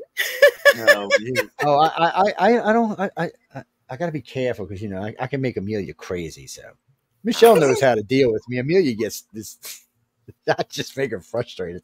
She's a conspiracy freak, man. Wait, hold on. Before we go, let me show y'all something. Y'all got to see this. We'll just do a short version. Super show. Thank you, everybody. Let's find this real quick. As Joe said, you heard it here. He says we're going to start trying to do this more. Yes, I will talk with Michelle and get with y'all too. I just noticed what you put under your name. Hal has no fury like a madman on a mic. Oh my gosh. I can't read it. I don't have glasses on. Yeah, it's been on there for a little while. Wait, what did I do with this right quick? Let me show you. Okay. Here it is. Y'all going to love this. Okay, where is Amelia? There is Amelia. Let me see. So do y'all see this list? Now watch this. Joe, you say to send you stuff if we find it. I do, but look, this can go on for 10 or 15 minutes. We'll let it stop for a second so you can see it's conspiracy stuff. And it just keeps going. Now, don't get me wrong. I do. I look at every link. But what I do is I put them so I can listen to them quick because a lot of them are short, 5 minutes, 4 minutes, a couple of second links. But this right here, the other day I did this. I never got to the end of it. I had some video clips for That's just from Amelia? It's just from Amelia. She needs and she's not just there. She sends them to me on Instagram and other places. That's my Did you say she needed a what? A hobby. A hobby. I was gonna say, So I'll say something to her like, Joe's her hobby. She likes to keep me up. She keeps me up on Trudeau in Canada, and she keeps me up on Trump and Harris down here. But, you know, all kind of other paranormal stuff, all kind of weird stuff. And so between her, Lorilei, and Martha, I don't never need anybody else to do. I don't send you a lot. Well, I haven't been asking you for anything lately, but I just sent you something tonight. There you go. You? Yep. Where'd you send it? I don't know, the only number that I've got. You sent it to my phone? Oh yeah, there it is. Look. Oh, look at this. Cool. Look at that. I didn't send it to your phone. There you go. All your Facebook accounts. I sent it today. It happened during Formula One today. Well, I was talking with some of the boys the other day about just doing a 3-hour conspiracy. So not all the time, but that might even be one of the panels or two we might do. I think it would be fun. Just straight out conspiracy. Yes. That way everybody can talk about what they want to. We'll set it as a 3-hour show and just let the hosts come and go as they want to come and go, and see where it goes from there. If you want conspiracy, just watch TikTok for 5 minutes. Oh, you're not kidding about. I'm streaming, Joe. I am streaming on TikTok right now. Oh, there he is. Oh, these pumpkins are huge. Where is it at? These pumpkins. So the other day I was going to get me a pumpkin. I walked into this place. They were like $15 a pumpkin. I'm like, Jesus, man. So I had to go. The next day I came back. They were $2.99 a pumpkin. Buy one, get one free. I was like, what the hell? I guess because it was so close to the holiday. Well, Joe, we are on TikTok. What I have been doing, and I figured it out. By next Thursday, I should have a stream key. We are live on TikTok right now. And listen to the show. So now I can put you on TikTok. One of my accounts is well over 3,000, but TikTok is weird about monetizing live broadcast. You got to be 10,000 people or better. Oh, you do. We don't in Canada. But David has 96,000. So David can come on. Plus you can co-host. So I figured all this out. I figured out how to get a streaming key. I have gotten a hold of somebody, but apparently they want me to do an hour, 24 hours apart, 3 days in a row. So I was going to start it tonight. I'm starting it tomorrow, Saturday, Sunday, and Monday. And then hopefully I'll have a streaming key and we should be able to do it. I'm sucking the life out of this. If I can get it close enough for y'all to see. What is that? That's the pumpkin. I'm sucking the life out of him. See, I'm pulling it out of him. Oh, I see what that. Yeah, it does. We didn't even do a pumpkin this year. We didn't either. I always do. I do two, one for the front door, one for the back. This is my Halloween decorations. His is really nice. He's got all these ghosties in the back, and that's all I got. That's all I did. That's all I did was put up pumpkins. I was supposed to go. A friend of mine yesterday asked me if I was going to go to the Anne Rice Vampire Ball. And I was kind of like, I would have loved to. Well, so there's two of them. There's the Anne Rice Ball, and then there's the Vampire Ball. And they're two different. I interviewed the Vampire Ball a couple of times, and people are nuts.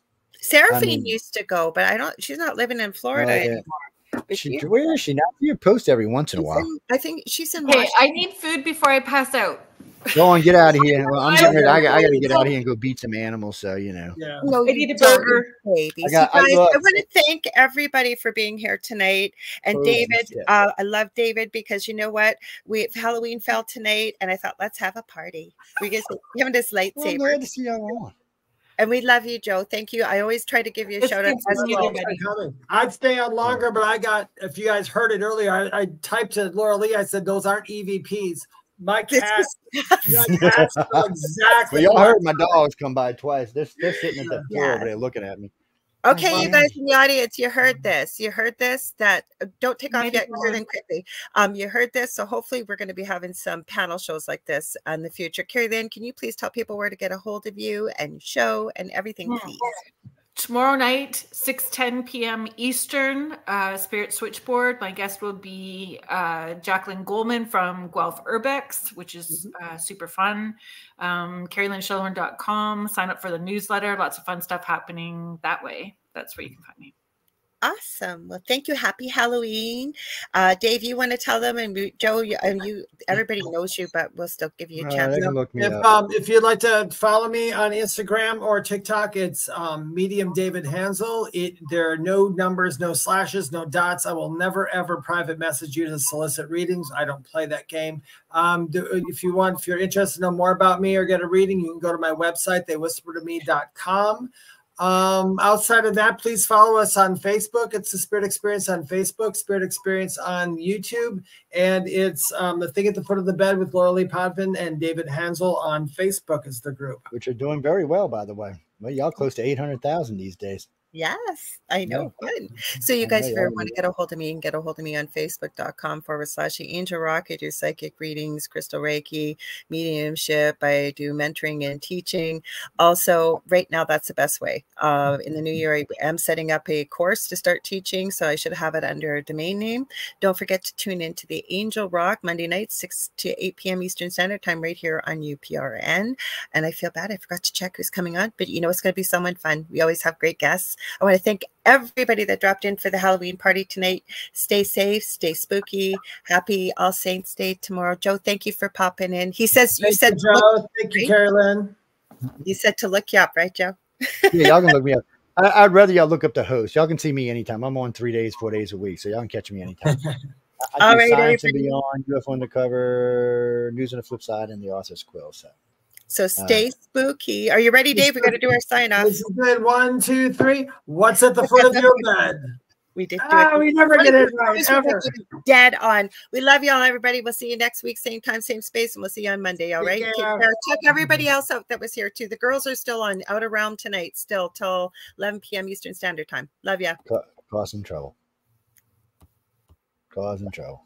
That was fun. I'm so glad you came in. Yeah, I wanted to stop and